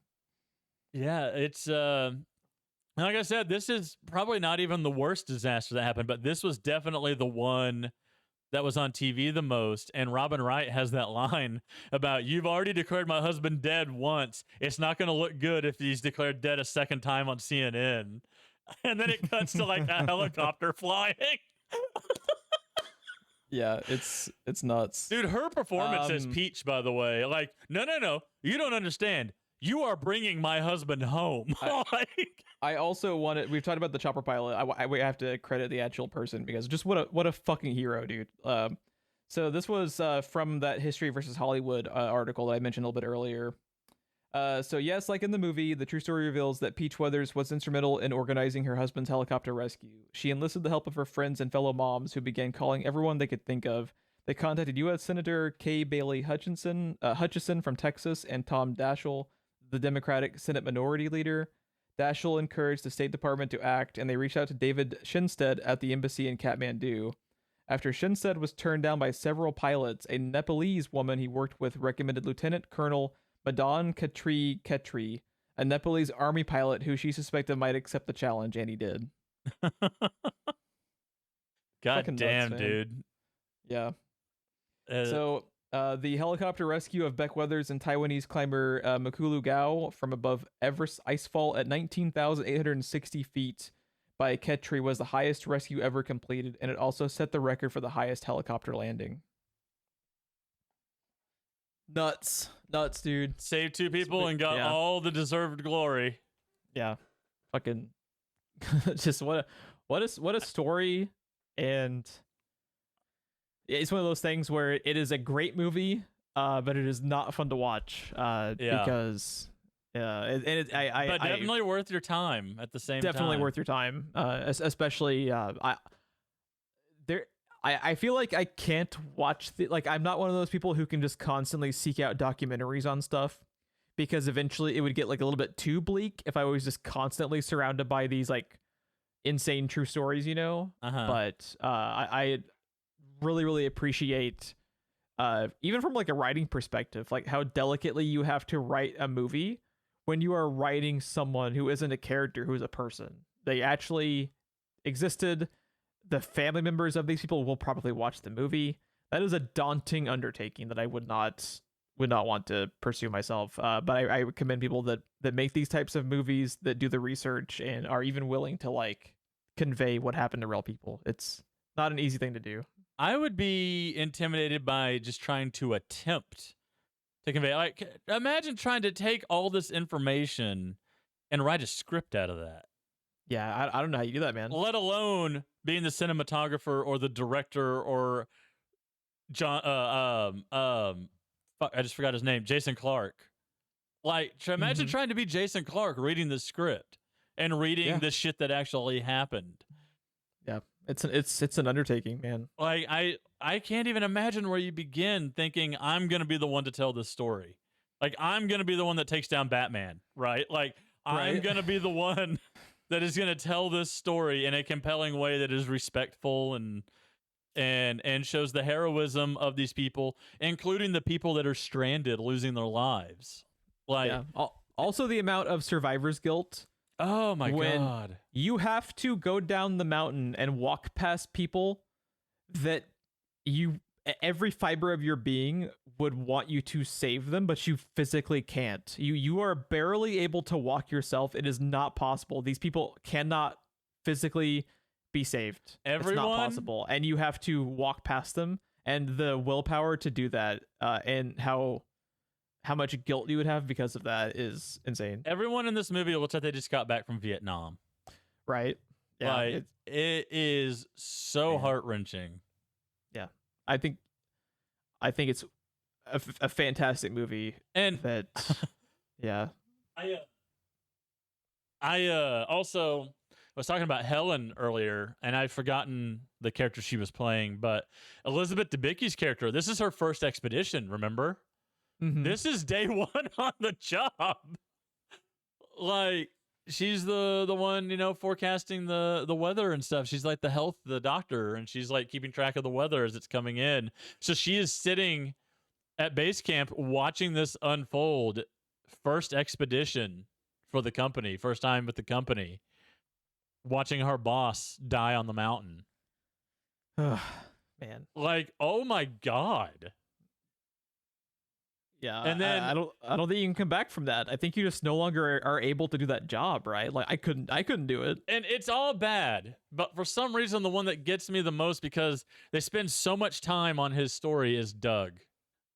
Oh, dude, it's so fucking the way he just is stumbling and falls. Like I felt it in my fucking soul, dude. It's like his like third attempt or something, and then like. There's the thing with the kids that helped raise the money to send him, and he had the flag for them, that kindergarten class or whatever that he planted. Yeah. And like he did it. That's the other thing too that happened. He did it. And then he is still on the mountain. We didn't mention him very much because the cast is just such a fucking star-studded cast of people who are incredible. But John Hawkes, his ability in some movies to be fucking despicable and then turn around and do this where he is so likable. He's insanely good. I love John Hawkes, dude. When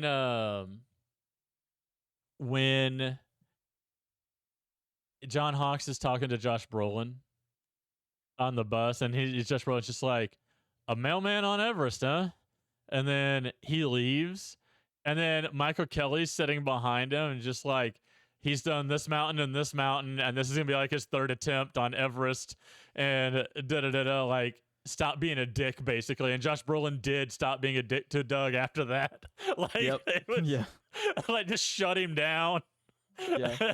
it was a really good scene after he gets off the thing. And, like, Doug is just, like, taking it in high spirits. Like, he's just laughing at the idea of a mailman on the mountain, too. He knows he's being made fun of, but he's laughing along. Like, Doug is, like, the most likable character in this movie. And he's, like, there's something about... He's kind of, in a weird way, right? He's kind of like a little bit of the everyman story in this, because he's the mailman. He's not the rich guy seeking a thrill or whatever. Like, I don't know. There's something about... And Hall gave him a discount because he knew he was working 3 jobs, and that's what led to him being there. Oh my God. Like, just the fucking, like, dramatic irony laid on top of bad luck, laid on top of just... the fucking sheer Murphy's Law of so many things going wrong is it sounds like a plot for a movie, not a true story, and that's like the craziest thing. There's a really good quote that Doug has. I don't know if it's in here, so I'm probably gonna butcher it. Yeah, it's not written down here in IMDb, so I'm probably gonna butcher it. But when Josh Brolin asked him how his wife feels about him climbing Everest, and he's like, oh, she feels pretty good about it ever since the divorce. Yeah, she feels pretty good about everything ever since that. Yeah. That's such a good line. That's a great line, and they deliver that masterfully. Like the scenes where they're all just having conversations with each other is really strong, because you start to... The camaraderie after being together for 40 days. You're rooting for them so hardcore, even though they don't really spend that much time with the characters, and that is because the performances are so good. The analogy that I made earlier, not to like, toot my own horn, but I do like my horn being tooted every once in a while. Whatever floats your boat there, bro. Yeah, whatever toots your horn. The analogy of them coming back from Vietnam is closer than I realized when I said that, because, again, they spent like 40 days together. They're there for the single purpose. And they're basically in boot camp for 40 days together before they went up the mountain.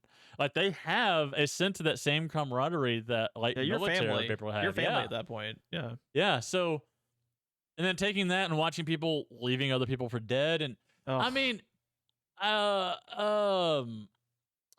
on. Let me go back. There's something about this movie when I forget a name, I feel like, because it happened to real people, I feel like I have to go get the name. The lady that planted the Japanese flag, that she was doing the 7 summits. Yes. And completed it.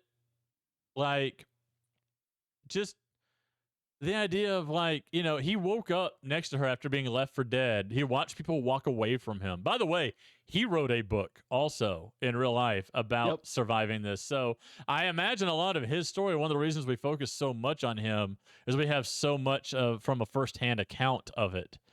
But yeah, he just waking up next to her, like, that is your fallen comrade next to you. Like, Jesus Christ. And just how quickly, once the storm hits, that anything separating these people, whether it be wealth or nationality, skin color, how quickly that all just fell apart and disappeared once the storm hits, you know, because all of a sudden we're in the shit together. Yeah. I don't know. There's something about this movie that, I don't know. I've wanted to get it on the show for a while, and I really wish I knew what brought it to mind the other day, but I was thinking about it, and it was in, like, I don't know, my top 2 or 3 to pick for my next movie. Then I found myself in a position, we were recording the podcast while I was scrolling through my list for a movie because I hadn't picked one yet, and I settled on this movie. But yeah, I've been wanting to get you to watch it for a while, just for nothing else, the performances alone, but everything in this movie is so powerful once the storm hits. Literally, the storm hits. Yeah. I'm glad that you had it on the show because it's one of those things where it made me think of how I felt watching Memories of Murder. Yeah. Where there's a different experience. There's a reverence that you have for it when you're watching it. There's a totally different mindset you have when you walk away from a movie like this that you know is based on a true story and is this compelling and is able to put you in the shoes of these actual people. That is completely different than what you have when you're just watching a movie. It is no longer a passive experience. Yeah. You feel like it becomes like a shared experience because you have like empathy for these people and just the sheer like incredible circumstances of how some of these people were able to survive it all is astronomical. And I just could not recommend it more. One of my favorite things you've had on the show, I think, is Everest. I'm really glad that you enjoyed it, despite the fact I had nothing to do with this movie. It's not like I made it or anything. But it's great. It's one I've had on there for a while. And again, this movie was a critical success. It was a financial success. But I just feel like not enough people have watched this movie. You know? Agreed. Yeah. If for the cast of nothing else, the cast, especially when you look back on it now, it's like cast is nuts. It's like looking back at The Losers, right? I think you made that analogy when we talked about it before. Like, not only is that movie not ever getting made again, at least not with those people, but like the powerhouse of a cast in this movie, fucking amazing, and like it's so good. Jake Gyllenhaal, not at his most Jake Gyllenhaal, but he's a good 60% Jake Gyllenhaal in this movie. The first time you see him, he's like in a lawn chair with no shirt on, like at base camp. The extent to which Jake Gyllenhaal can be a likable piece of shit, dude, it's a work of art, man. Or like he a straight up piece of shit like a Nightcrawler, and you just hate him. Yeah. Really, how perfect was he for that version of Mysterio? Oh, he's so good. They could not have picked a better fucking person for that movie. Oh my goodness. My favorite thing that came out of that movie was his love relationship with Tom Holland. And like Stephen Colbert has that image of Jake Gyllenhaal. Like the foreground is Tom Holland with a microphone talking, and the background is Jake Gyllenhaal looking at Tom Holland. And Colbert holds that image up to the camera and said, "Find someone who looks at you the way Jake Gyllenhaal looks at Tom Holland." And Jake Gyllenhaal in real life is more insane than any of his characters he's ever played. Oh, I love him. Man, I love Jake Gyllenhaal so much. He's like weird in the best way, right? Like he's the lovable weird. You don't hear anything bad about him. He's like Nicolas Cage. Yeah, he's just like a very esoteric. Jeff Goldblum. Exactly. He's like just a very esoteric dude who I fucking adore. Yeah, I love him so much. A lot of the time, like, I don't know that I would ever want to like meet someone, but like Jake Gyllenhaal is someone I would buy a beer for Jake Gyllenhaal. Absolutely, I would love to spend an hour with Jake Gyllenhaal. Yeah, for sure. Bill Murray is another one that kind of comes to mind. I don't know if you could stand Bill Murray in real life, probably, because he strikes me as like, I mentioned Stephen Colbert. Stephen Colbert has talked a lot in podcasts about how he is like that in real life all the time. He can't turn it off. But at that same time, it's like a train wreck you can't fucking look away from. It's like, true. I couldn't help but buy a beer for him just to fucking pick his brain for an hour, dude. Just to see him try to apply at the bar to try to work there, like he did at Chili's in the airport or whatever, Applebee's in the airport, dude. Whatever it was. Yeah, he's. And that official Twitter account tweeted him and said that he's hired if he wants it. I fucking love it. I love that so much. Was there any other topics on before we sign off with Everest that you wanted to touch on before we sign off? No, not with Everest. But now that I think about it, I want to see Baskin Robbins actually hire Paul Rudd. Agreed. I think that would be incredible to have him work a shift at Baskin Robbins, because, I mean, they always find out, Jeff. They always find out, indeed. But yeah, no, I like this movie. I always feel sad every time I watch it, but I like this movie, and I don't know how many times I'll be watching it again in the future. Right? But it is a really good movie. If you're a fan of just a performance, even if you don't care about the subject matter, if you're just a fan of acting, I think you should sit down and give this movie a go. It's on HBO Max. I mean, come on. Max has swallowed up everything as it is. You have Max. We all know you do. Just go watch it. Just go watch it. It's good. Yeah. Oh man, if you would like to follow the show more, it's a heavy movie, man. Like it's one of those where you watch it and you're just like, man, that was a fantastic movie, but I'm fucking tired now. Like it is an emotional investment to watch it. I guess one thing that I would say in summary also, if someone's listening to this and didn't watch the movie, that's not how this podcast is supposed to work. Is the issues that you and I had with it at the beginning, that first half of the movie, where there's like the weird editing and there's like weird Chekhov's conversations and everything else. Like some of that, like I said, feels like it pivoted a different direction partway through. And because this is shot on location a lot and you have the amount of actors that you have and stuff, like reshoots, I can imagine will be a nightmare to do. But there's also the fact that like some of what happened almost feels like it's obligatory. Like they have to, because this is a true story. And if they're going to tell this story in a way that is respectful to the subject matter, that they almost have to include, you know what I mean? Yeah. Like it's part of the problem with this movie is the genre, because there's nothing else you can do. Like this genre of film requires some of the scenes that are in this movie that you're kind of like, well, I mean, you know, nothing bad is happening. There's no bad acting or anything in the movie. It's just we have to get through this part to get to the part we're here for because of the genre. Once we get on the mountain, dude, the fact that this movie is backwards from most movies where the good thing happens first and then the bad thing and then credits, like, Jesus, because you watch them summit, Jeff. Yeah. You watch that, they did it. And then they died. Like, yeah, it's a heavy movie to watch. Like you're gonna feel it in your fucking heart for a minute, you know? Yeah, like it's one of those things that when the movie ended, it's like, well, I'm just gonna sit here for a minute, I think, before I do anything else. Yeah. But yeah, I don't know. I feel like the problems the movie does have is partially what we talked about with the editing and partially just due to the genre. Like there's not a lot you can do to get by it. You have to present certain facts. You have to set up certain things.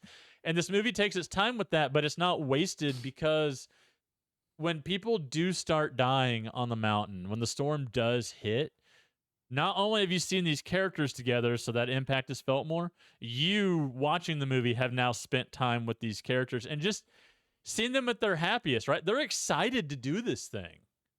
I made the analogy about going to Vietnam, but this is something these people wanted to do. They paid money to be there, a lot of money to be there.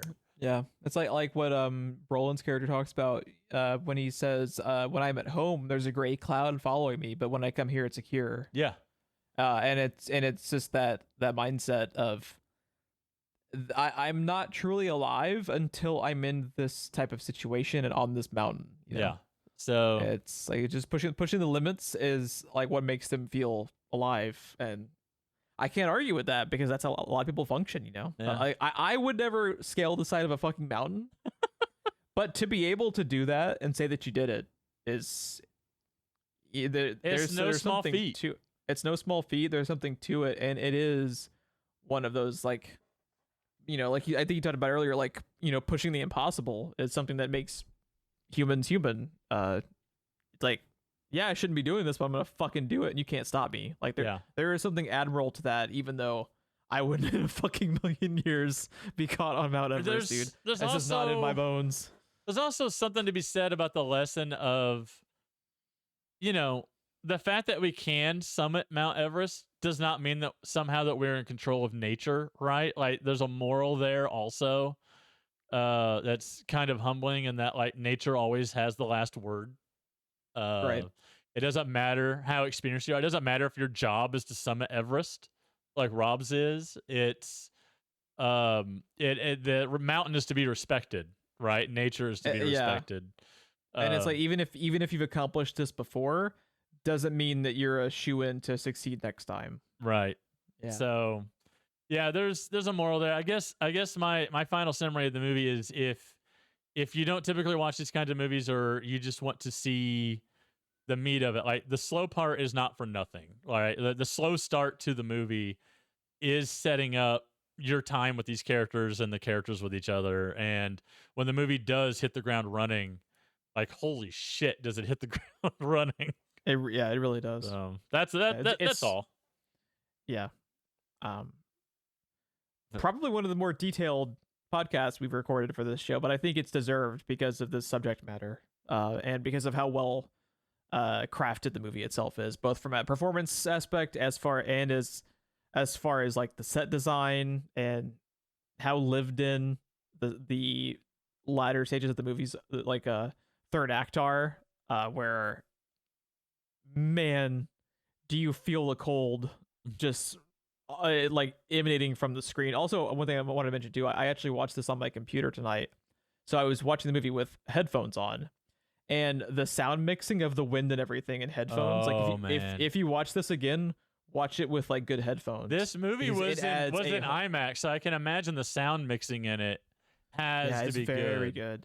The some of the wind is so well done on the sound that like you feel like you're on the mountain with them. So if you watch this again, watch it with headphones, and it adds like a whole new layer of that's a big ask, Jeff. That's a big ask. So next time when you're gonna get depressed, you got to make sure you wear headphones to get really, really invested in it. Yeah, but I just applaud every little detail that went into crafting this is next level. There is also a lesson of, like, no matter how desperate things got in this movie, and again, I'm talking movie because I don't know the real story, but within the movie, no matter how desperate things got on the mountain, all of the characters are still holding on to like this ray of hope, because again, there's a certain type of person that seeks this out. There's a certain mindset, or you're not going to be on the mountain to begin with. So all the characters, no matter how desperate they are, they were holding on to some hope that they were going to get down off of the mountain. They were going to get through it, right? The ones that didn't are the ones that, like, the experts. Like Rob knew he was done. He knew there was no way he could get down.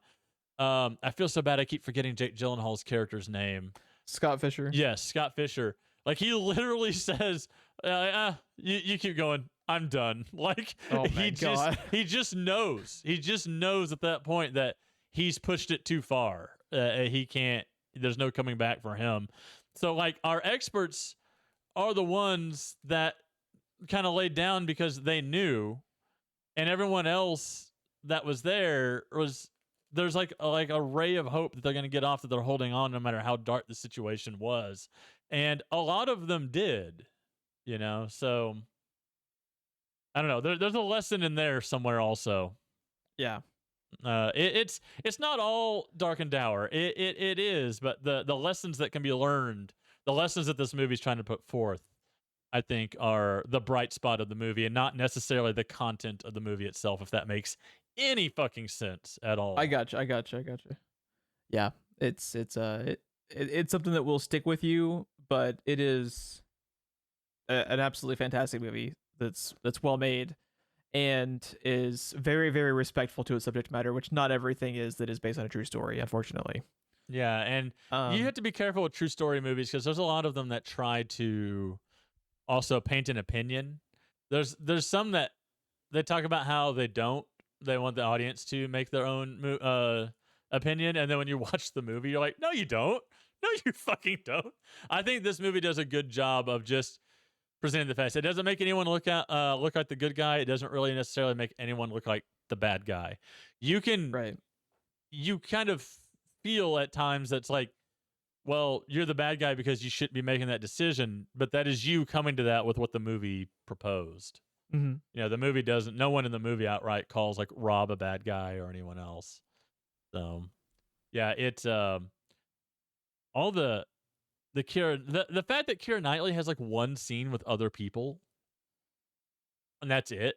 The entire movie, she's just having a one-sided phone call in a room by herself, and her scenes suck so hard because of the content. Like her performance, just watching that pregnant woman fall apart. Like, my God. And then, like I said, the home video stuff at the end of Rob's daughter, like, Jesus. Yeah, it's tough. Yeah. Anyway, I'm sorry. You tried to close us out, and I brought us back. It's all good. If you would like to follow the show more, we are on Twitter at just SPR one more Filmcast. thing. Just one more thing. Any ratings or reviews on whichever platform you found us on always helps us out. If you caught us on YouTube, leave a comment if you want any prompts discussed by Ron and myself like we talked about earlier, and obviously liking and subscribing always helps us out. Last thing, share us out to your friends. Always helps really only able to grow via word of mouth, unfortunately, because there are 10 fucking billion podcasts out in the universe now. Yeah. If only we could go back in time and have one of the you know how like back in the day where on Twitch or on a podcast, just by existing you were guaranteed to grow because there were like 12 of them in existence. Isn't that just like a crazy thought now? That now it's like impossible. Yeah, it's nuts. I'm looking at something real quick. You talked about the sound design. I didn't realize that Dolby Atmos was a thing in 2015. Oh, okay. It says this is in full 3D Dolby Atmos. I believe it. Listening to it on fucking headphones, man. It was something else on headphones. Oh, just real quick. Where can people find you, Ron, when you're not doing stuff for the podcast? Because you have a YouTube channel.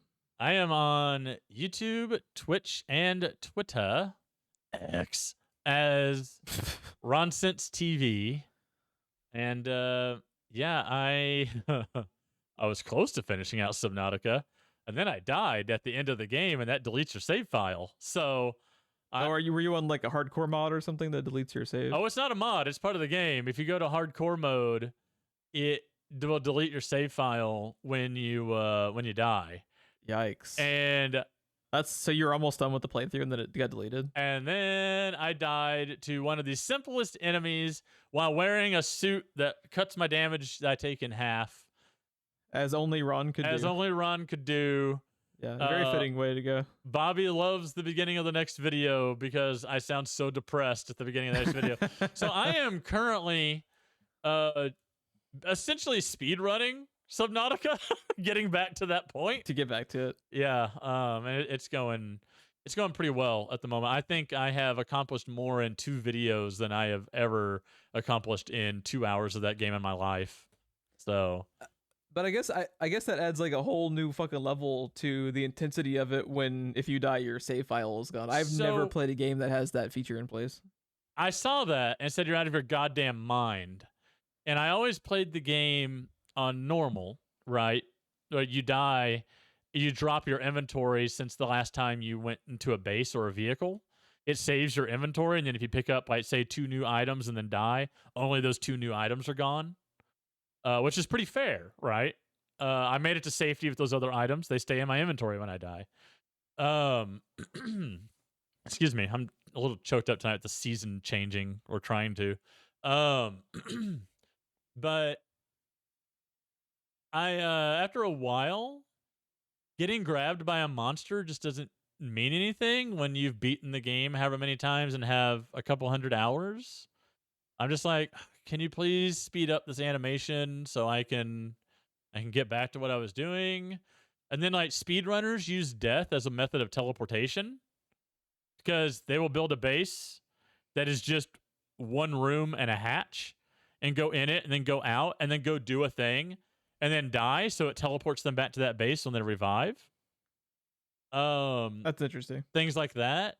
And I was like, you know what? I'm just going to try the hardcore mode just as, like, a test of, like, my skill I've accumulated or whatever. The first time I realize I'm running out of air and I'm blacking out, I need to swim to the surface, or the first time I get grabbed by one of the monsters, it's just like, oh, fuck.